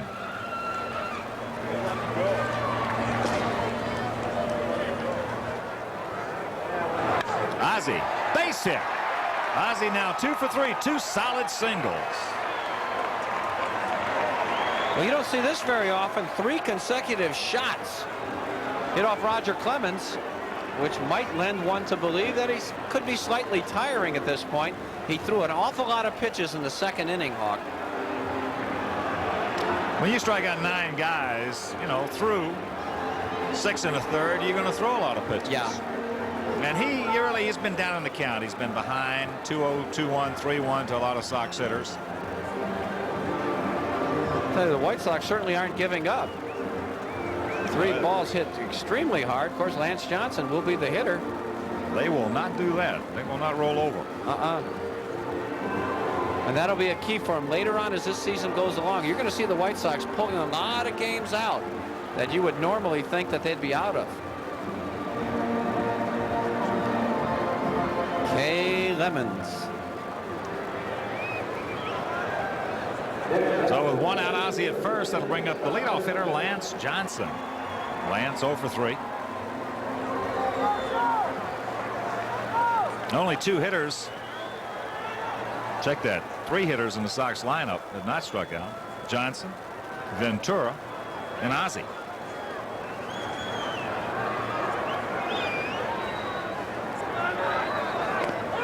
Strike. Cincinnati still leading 9-7. Top of the 7th in Cincinnati. Right over San Diego.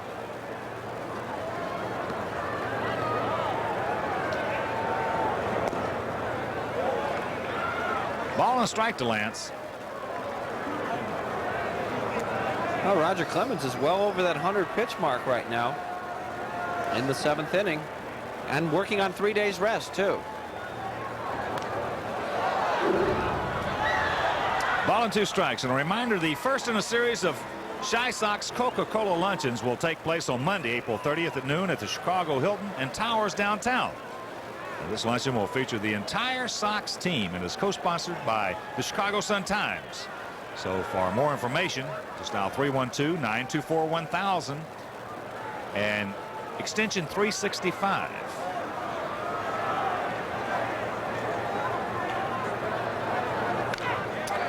Off the hand of Clemens. Johnson's going to beat it out. Roger stopping that with his bare hand. And that'll be a base hit.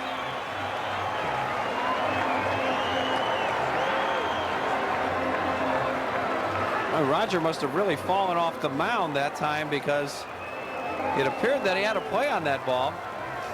Look at it. See, the glove is way behind him. See, when he finishes up his delivery, the glove is behind his back almost. So that forces him to use his bare hand. Fortunately, he didn't hurt himself or break a bone or anything. So Scotty Fletcher, the hitter, that's got to be a base hit. Sox even up the hit total at 7. And 1 out for the Scooter. That is not a good habit for a pitcher to get into. Oh, no.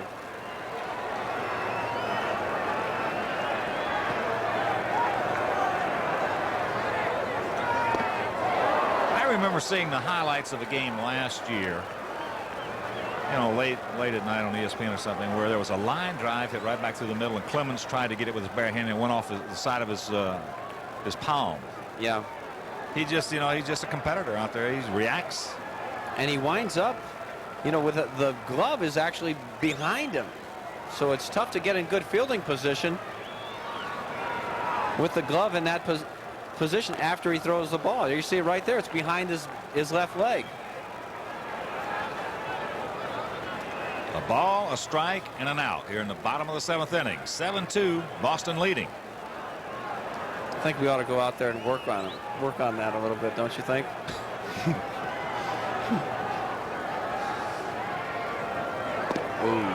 Oh, that's nasty there.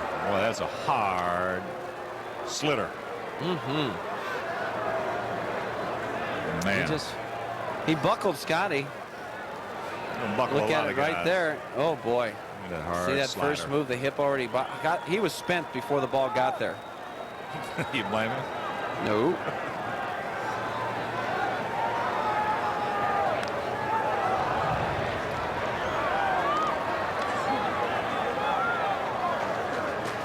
There's Ivan on deck.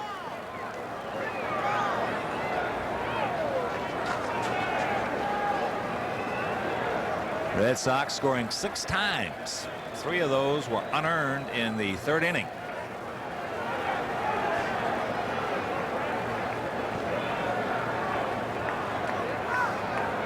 Oh, he drops down. Scotty Illegal. stays with him. Illegal pitch.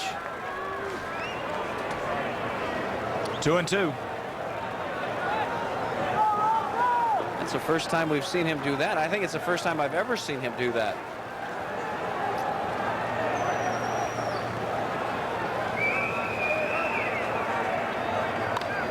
Scotty cutting and slashing.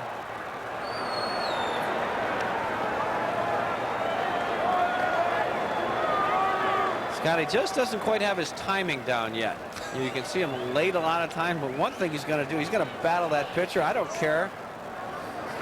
You can bring St. Peter down with the greatest stuff in the world. Scotty will battle you with whatever he's got. He's going to give it to you. That at bat, out in the field, everywhere. What kind of stuff did he have? St. Peter? I couldn't hit him.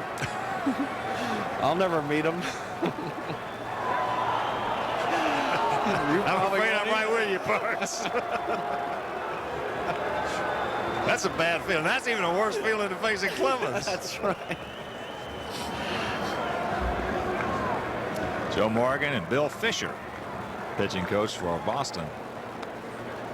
You know, we were talking about Kittle's home run tonight. Fisher threw the one to Mickey Mantle that almost left Yankee Stadium.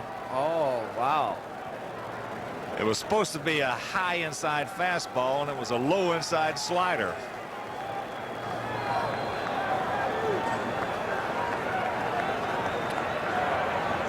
Oh, full count. With 1 out. Ozzie at second, Johnson at first, and Scotty. If Scotty. Well, this is the pitch of the ball game right now for the White Sox. That's right. It could be. The pitch very well could be the pitch of the game.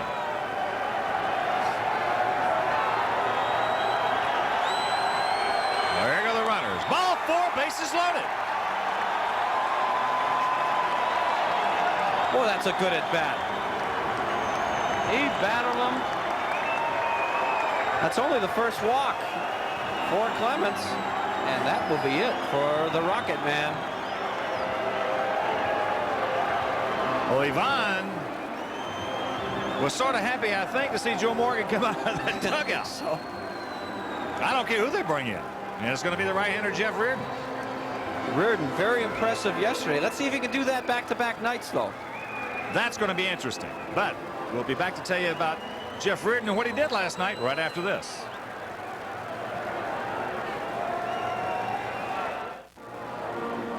There you see the line on Roger Clemens. 6 1/3 innings, 7 hits, 2 runs, both earned. Struck out 9 and walked only 1, but he's responsible for those 3 base runners, 1 out for the Sox here in the bottom of the 7th inning. 117 pitches for the Rocket Man. Jeff Reardon, he's a stud in his own right. No record, no earned run average. He pitched last night against the White Sox. Numbers you are about to see are from last night. An inning and a third, no hits. He walked 1 and struck out 2. He had excellent stuff last night. It's the best stuff that I've seen him have. We were commenting last night that you also have seen him have in a couple of years. Yeah. Back when he first came over to Minnesota, he was throwing the ball hard and had a very hard breaking pitch. But the Sox have jockeyed themselves around right here where they are back in contention. They got the bases loaded, 1 out, 1 swing of the bat. Hello. And here's Calderon. He's 0 for 3 thus far. Struck out twice, and he also went out deep to center field against Roger Clemens.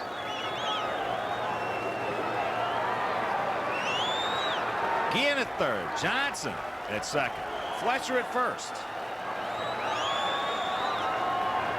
Whoa.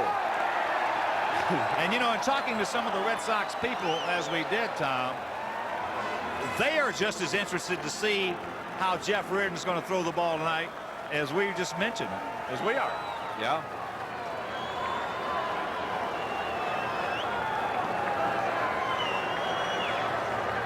Whoa. 2-0.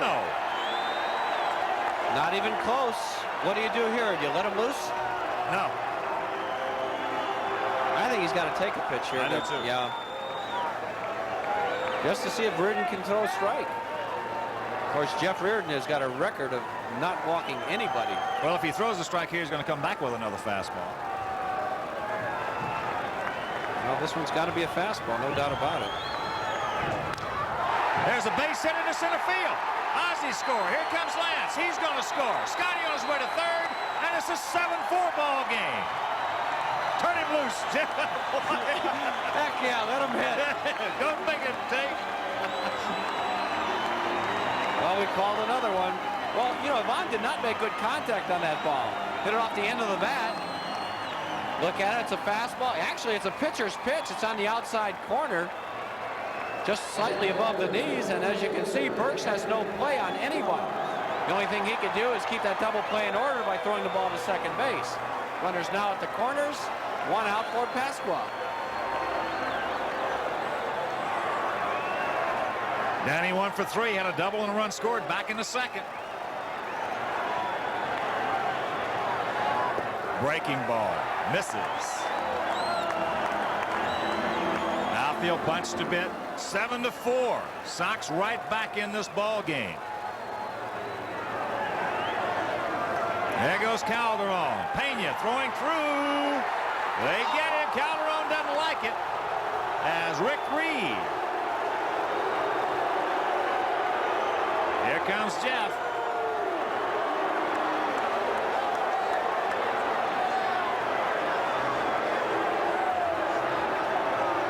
Jeff saying he was coming up when he put the ball on him. Well, it appeared that way. It looked like a pop-up slide there by Calderon. Now let's take a center field look at it. Reardon didn't even check him. There you see another breaking ball. And Pena with a gun. Good solid throw. He's safe. Yep. Oh, that's a big call. You know, it was a slow slide, though. He really didn't get that slide moving. He didn't pop in there quickly. It was like kind of a stand-up type thing, but he was still safe. But it may have given the umpire a different perspective of it. He called him out. That's a big out because that takes away that run at third base. The Pasqua's got to drive him in now with a base hit. Could have two runners in scoring position as a result also. 2-1 the count.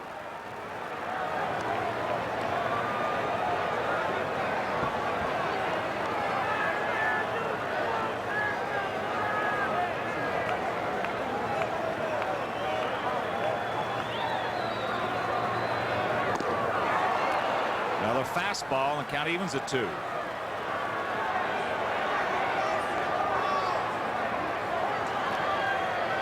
At least they have a shot now, though.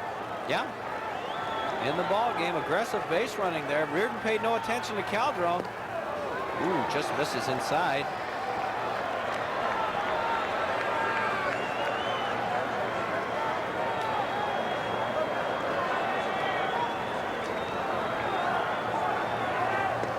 Breaking ball, and Reardon wanted that one. That's ball 4.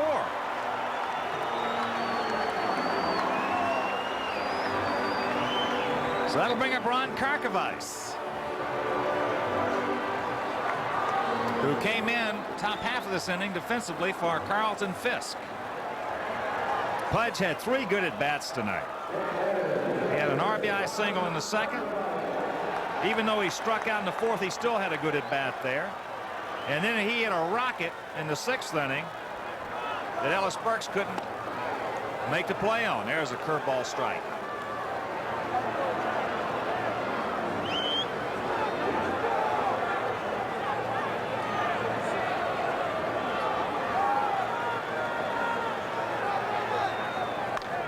He just missed it. He just missed it. High into left field. Greenwell giving chase. Foul territory, makes the catch, and that'll retire the side. But the Sox climb right back into it, scoring 3 times on 4 hits, no errors, 2 men left, and after 7, it's 7-4 Boston.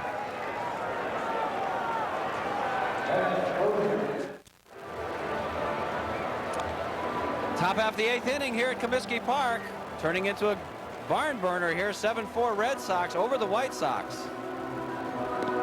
Got some changes for Chicago. Darryl Boston remains in the game and plays right field. And the new pitcher, the Pope. From Evergreen Park, Don Paul. No record, 3.60 is his earned run average. He's appearing in his 4th ball game tonight. 5 innings pitched. He's given up 4 hits, 1 walk, and 2 strikeouts. His last appearance was on the 15th against Cleveland, where he worked an inning and a third, gave up 1 hit. Don has a major league fastball that will sink, throws a slider, but his out pitch is that good split finger. And the line on Roger Clemens, 6 1/3, 4 runs earned, 7 hits, 1 walk, 9 strikeouts.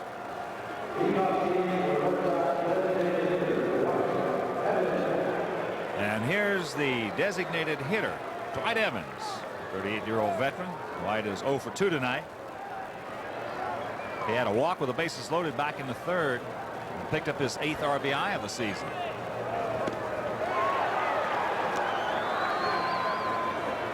And as we talked about Tom Paciorek, it's still, I don't care.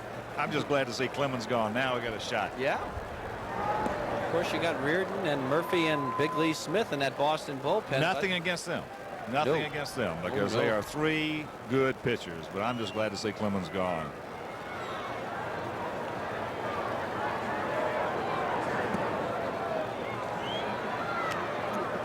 Well, Don Paul's job right here is to keep this game in perspective for the White Sox. Come back with 3. They can do it. 2-1. Little comebacker. Check swing. And that's out number 1. Whoa. And the White Sox hope to keep the Cleveland Indians low on that totem pole Friday at 9:30 as they do battle at Cleveland Municipal Stadium immediately following the Bulls-Celtic basketball games. Catch it at 9:30 on a delayed basis. The Indians against the Sox, only on Sports Channel. Mike Rochford on the right, and Dana Kicker. Carlos Quintana came on back in the 6th inning to hit for Billy Joe Robideau, drew a walk.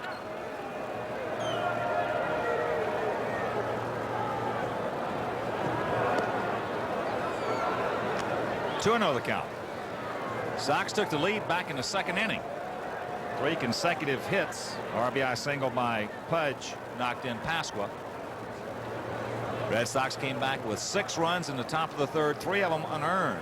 They added another in the 7th, and then the Sox picking up 3 more in the bottom of the 7th to make it what it is right now, 7-4. Sox now out hitting the Red Sox 8-7. In case you're watching Cincinnati, they're leading San Diego 10-7 in the bottom of the 7th at Riverfront. Cincinnati is in one of those grooves right now, Hawk, and you know it because of being on teams that have won a lot of games consecutively. When you're in that groove, you just don't think you can lose. That's hit hard. Deep left center. Johnson on his horse. There, makes the catch.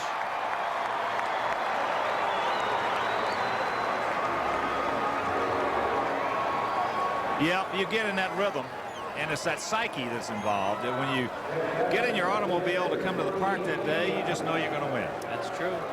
And that's the greatest feeling in all of sports. Well, you remember in '83 here, we used to come to the ballpark, especially at Comiskey, and we knew we were going to win. I think we won 17 or 18 home games in a row. And when we lost the next one, we couldn't believe it. That's right. You can't believe you lost. The best streak, I think, at one time there was 18 out of 21 as Pena turns it loose. These 2 for 3 tonight, a couple RBIs and a run scored. But that is just a great feeling. You just know, if you're a hitter, you just know that you're going to get a base hit to knock in the big run. If you're a pitcher, you know you're going to do the job that night. It's a great feeling. Yeah, and if you don't, you're shocked. You know, you don't feel real bad. You just can't believe it didn't happen. 0-2 the count. Well, you're right on that last swing by Karkovice. That was a 3-run homer swing. He just missed it. What a great swing he made it. He put a good rip on that one and just came up empty. Of course, he was a total reclamation project of Walter Reniak. Probably as that's hit to Hopper Robin. Long peg over to Walker. And that'll do it. Don Paul, a 1-2-3 inning. They'll go to the bottom of the 8th, trailing Boston 7-4.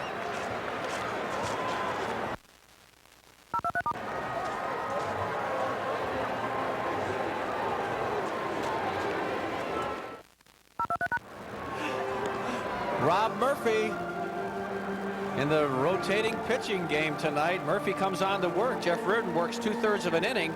Murphy, there are his numbers: 0-1, 5.14 earned run average. This is his 6th appearance on the young season.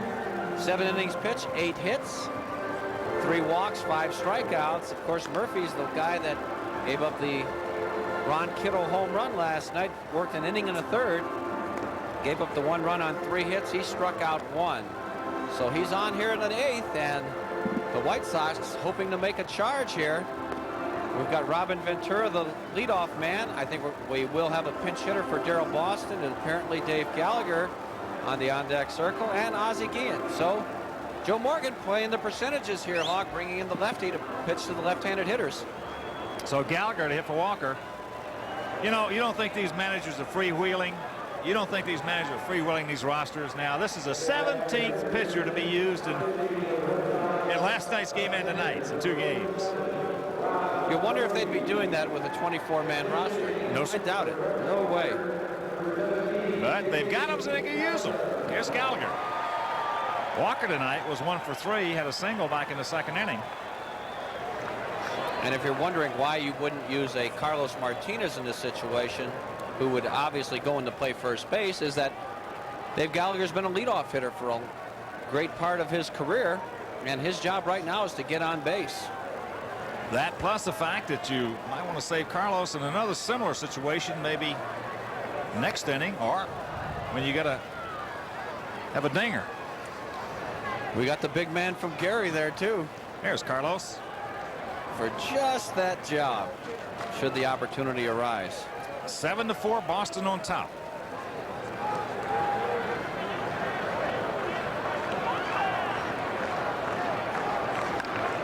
That's popped up. Is it going to go out of play? Yes. It's about 4 rows back. And the count 0-2. As a reminder, Sunday, May 20th will be Boy Scout Day right here at Comiskey Park when the Sox battle the Tigers at 1:35. So for more information and tickets, just call the Chicagoland Boy Scout Council at 312-559-0990.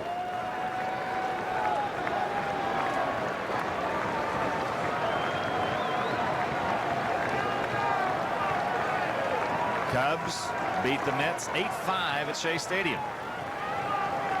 Pittsburgh shut out St. Louis shut out Pittsburgh 3-0. John Tudor, I assume, was the pitcher of record. Philadelphia beat Montreal 4-3. Houston leading Atlanta 9-5. That's in the bottom of the 7th down at the Astrodome. There you see Maddox 2-0. Cincinnati leading San Diego 10-7. Ooh, no. Got him. Let's see, 10th Red Sox strikeout tonight. Well, you don't see Gallagher chase that high fastball that often. Of course, he doesn't have that many plate appearances. Murphy's got a good one. There it is. Oh my, that's around the neck.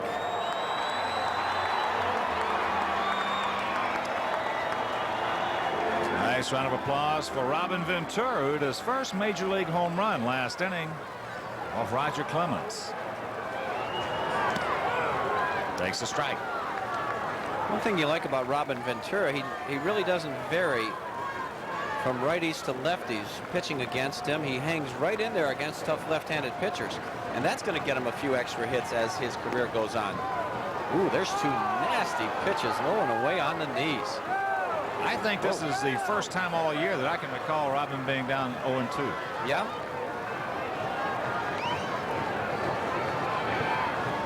No, second time. There was another time. I don't recall who it was against, but it was another time. Oh, wow. Murphy just coming on out smoking. Like he may have cut this one a bit. He might still be seething from that home run last night from Kitty. A little bit of a hard slider. Look at it. See, Robin opened that belly button just a tad too early. Watch right here. He's open. He's gone. Tough pitch. Boy, that was a hard slider. Yeah. Here's Carlos hitting for Boston. Isn't it amazing, Hawk, how you see anytime that belly button, you see that belly button from the center field camera, it's a bad swing. If it's not closed, if that hip's not closed. There's a base hit in the right field. So Carlos going right with the pitch, shoots it out there in the right. And that'll bring up Ozzie. He didn't mess around right there. Good solid contact right there. Carlos Martinez hitting 091 coming into that at bat. Really hadn't caught a break all year. It's good to see him get a base hit. Get that confidence level back high. And also, it's an important base hit for the reason that you're going to be able to go to the top of the order to get to the middle of the order so you can maybe do some damage as Bill Fisher comes out there. Well, the Sox have got a predominantly left-handed lineup, and that's why Murphy is in there. Now if the Torborg, say this inning or next inning, decides to go to a big right-handed bat, Joe Morgan can always counter with this guy right there, Big Lee Smith, to come in and get the right-handers.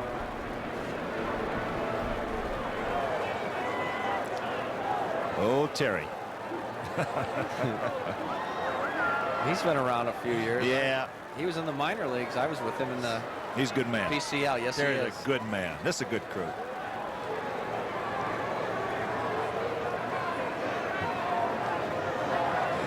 We haven't seen our good friend Ken Kaiser yet. That's always fun watching Ken. He's a show in himself. Oh.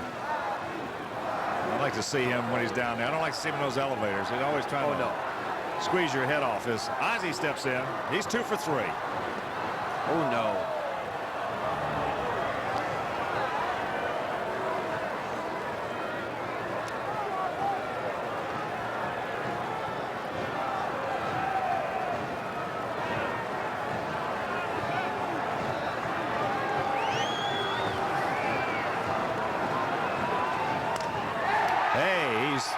Luke going out into center field.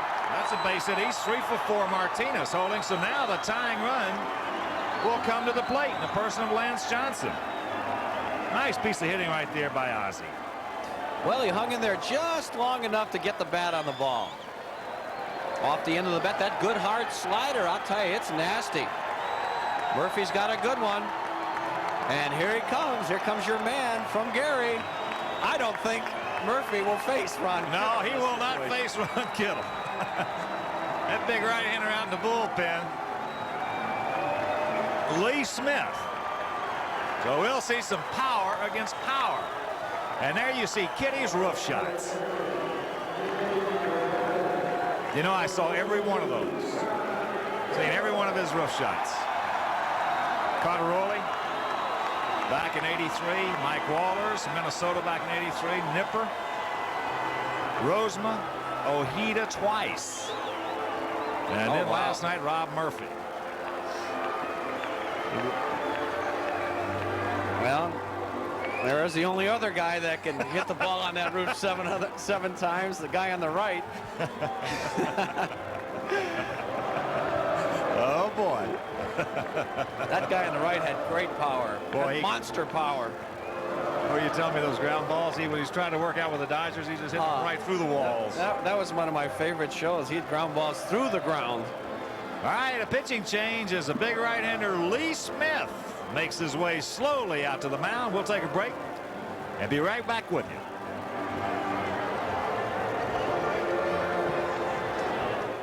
The 1980s and the Chicago White Sox, from the storybook season in 1983 to the end of the decade at historic Comiskey Park, the Chicago White Sox are a team of constant change and excitement. No baseball fan should be without this complete look at the White Sox over the last decade. Watch the power hitting of Harold Baines and Ron Kittle, the defensive wizardry of Ozzie Guillen, the relief pitching excellence of Bobby Thigpen, and standout performances by future Hall of Fame catcher Carlton Fisk. Remember when the Sox won the American League West by a record 20 games? Or Carlton Fisk's 2000th hit? Or Tom Seaver's 300th career victory achieved in a Sox uniform? Don't miss this entertaining look back at the Chicago White Sox in the 80s. Order your favorite year with the White Sox for only $19.95. Catch the memories on tape from the Emmy Award-winning Youth and Experience to 1989's Tale of Two Seasons. To order, send check or money order to White Sox Highlights, P.O. Box 506, Oak Park, Illinois, 60303. Joe Morgan has had to pull out all the stops tonight. He's got to go with his ace now, Lee Smith. 0-1, he lost the ball game last night. 2.25 is his earned run average in 5 ball games. 3 saves, 4 innings pitched. He's given up 5 hits, 1 walk, and struck out 3. So, interesting matchup right here, Hawk. Kitty against strength against strength. Power against power. 2 big men, 2 of the strongest guys in all of baseball. Interesting. See what he goes with. I'd like to see a low fastball right here. There's Kitty. He's got that batting average up to 286 with the homer and 2 RBIs, swinging it very nicely. Kitty 2 for 2 last night, a couple of walks, that double, and of course that monster home run. 7-4, Red Sox on top. There's a base hit into left field. Martinez being waved around as Greenwell will just get it back in, and it's a 7-5 ball game.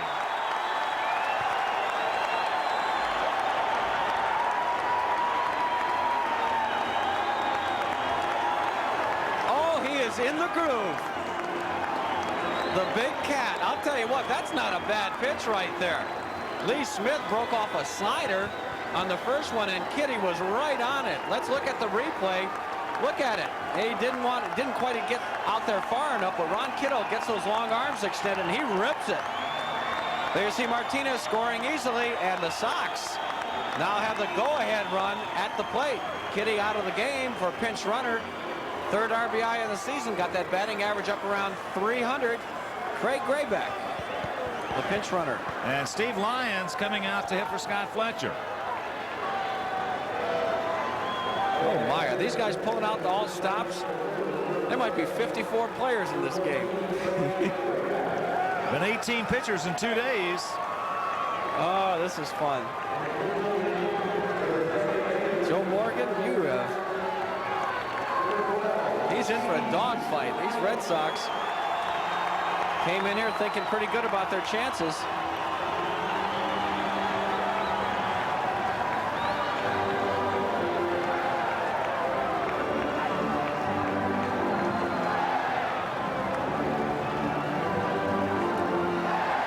Seven runs, 7 hits, 1 error for Boston. 5 runs, 11 hits, 1 error for the Sox.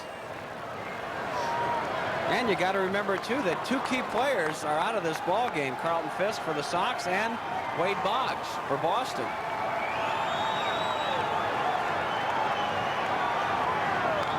Oh, good rip by Steve. Oh, my. Lyons, a very good fastball hitter. He's 1 for 2, 500 as a pinch hitter. He's a good matchup against Lee Smith. There's Oz.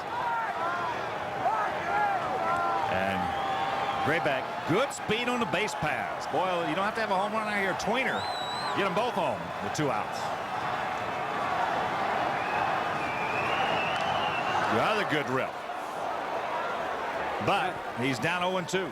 And I think he might have to spin a couple right here.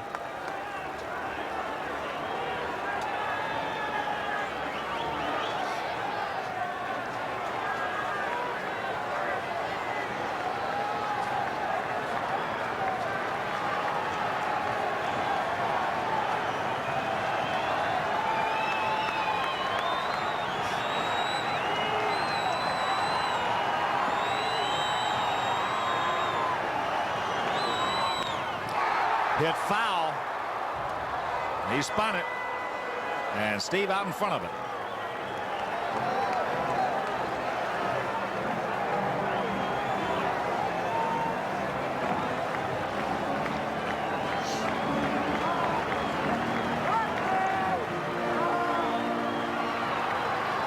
No balls, 2 strikes. Sox trying to come back.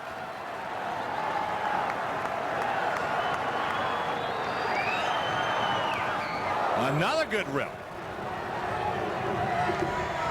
Sox trailed at 1 point, 7-1. Going to the bottom of the 7th. It is now the bottom of the 8th, 7-5.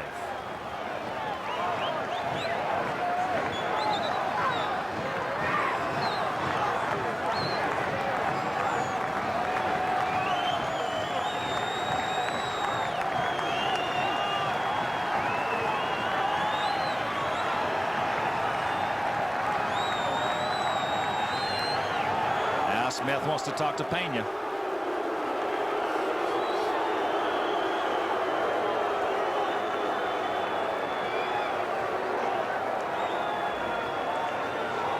What an excellent job by Kittle. Oh, yeah. Greg Harris, big curveball loosening up for the Sox, the Red Sox down in their pen. You know, they still have Dennis Lamp down there, too, who's been a reliable relief pitcher over the years. But Lee Smith, their main man right now. Oh, checked up. He did not go. Darrell Cousins, and the count, a ball and 2 strikes.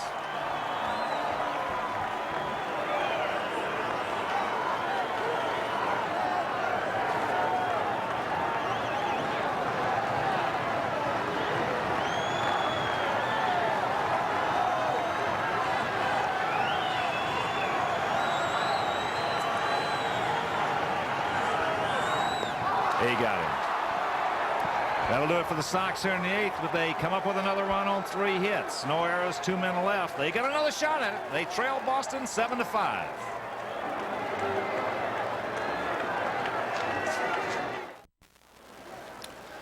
You see, our next televised game coming your way will be Friday from Municipal Stadium in Cleveland, where Melito Perez will tee it up against Calvin Burse.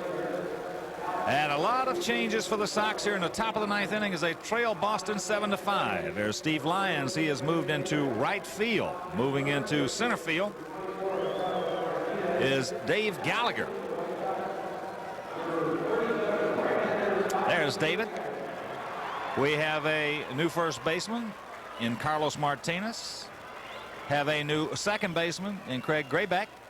So the Sox defensively in the outfield, Calderon in left, Gallagher in center, Lyons in right.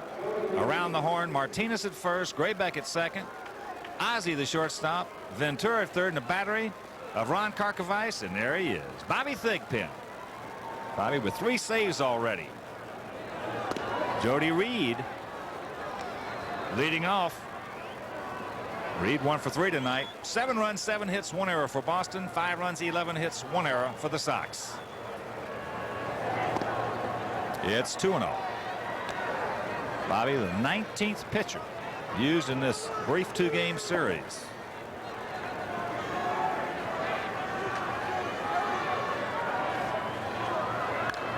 High into left. Ivan should have no problems. 1 gone.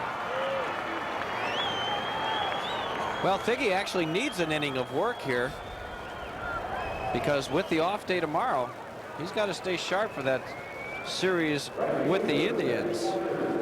Looking here, Bobby has not pitched since the 15th.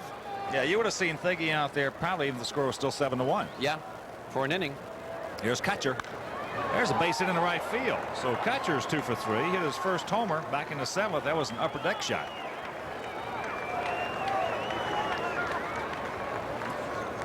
Sox have battled back hard.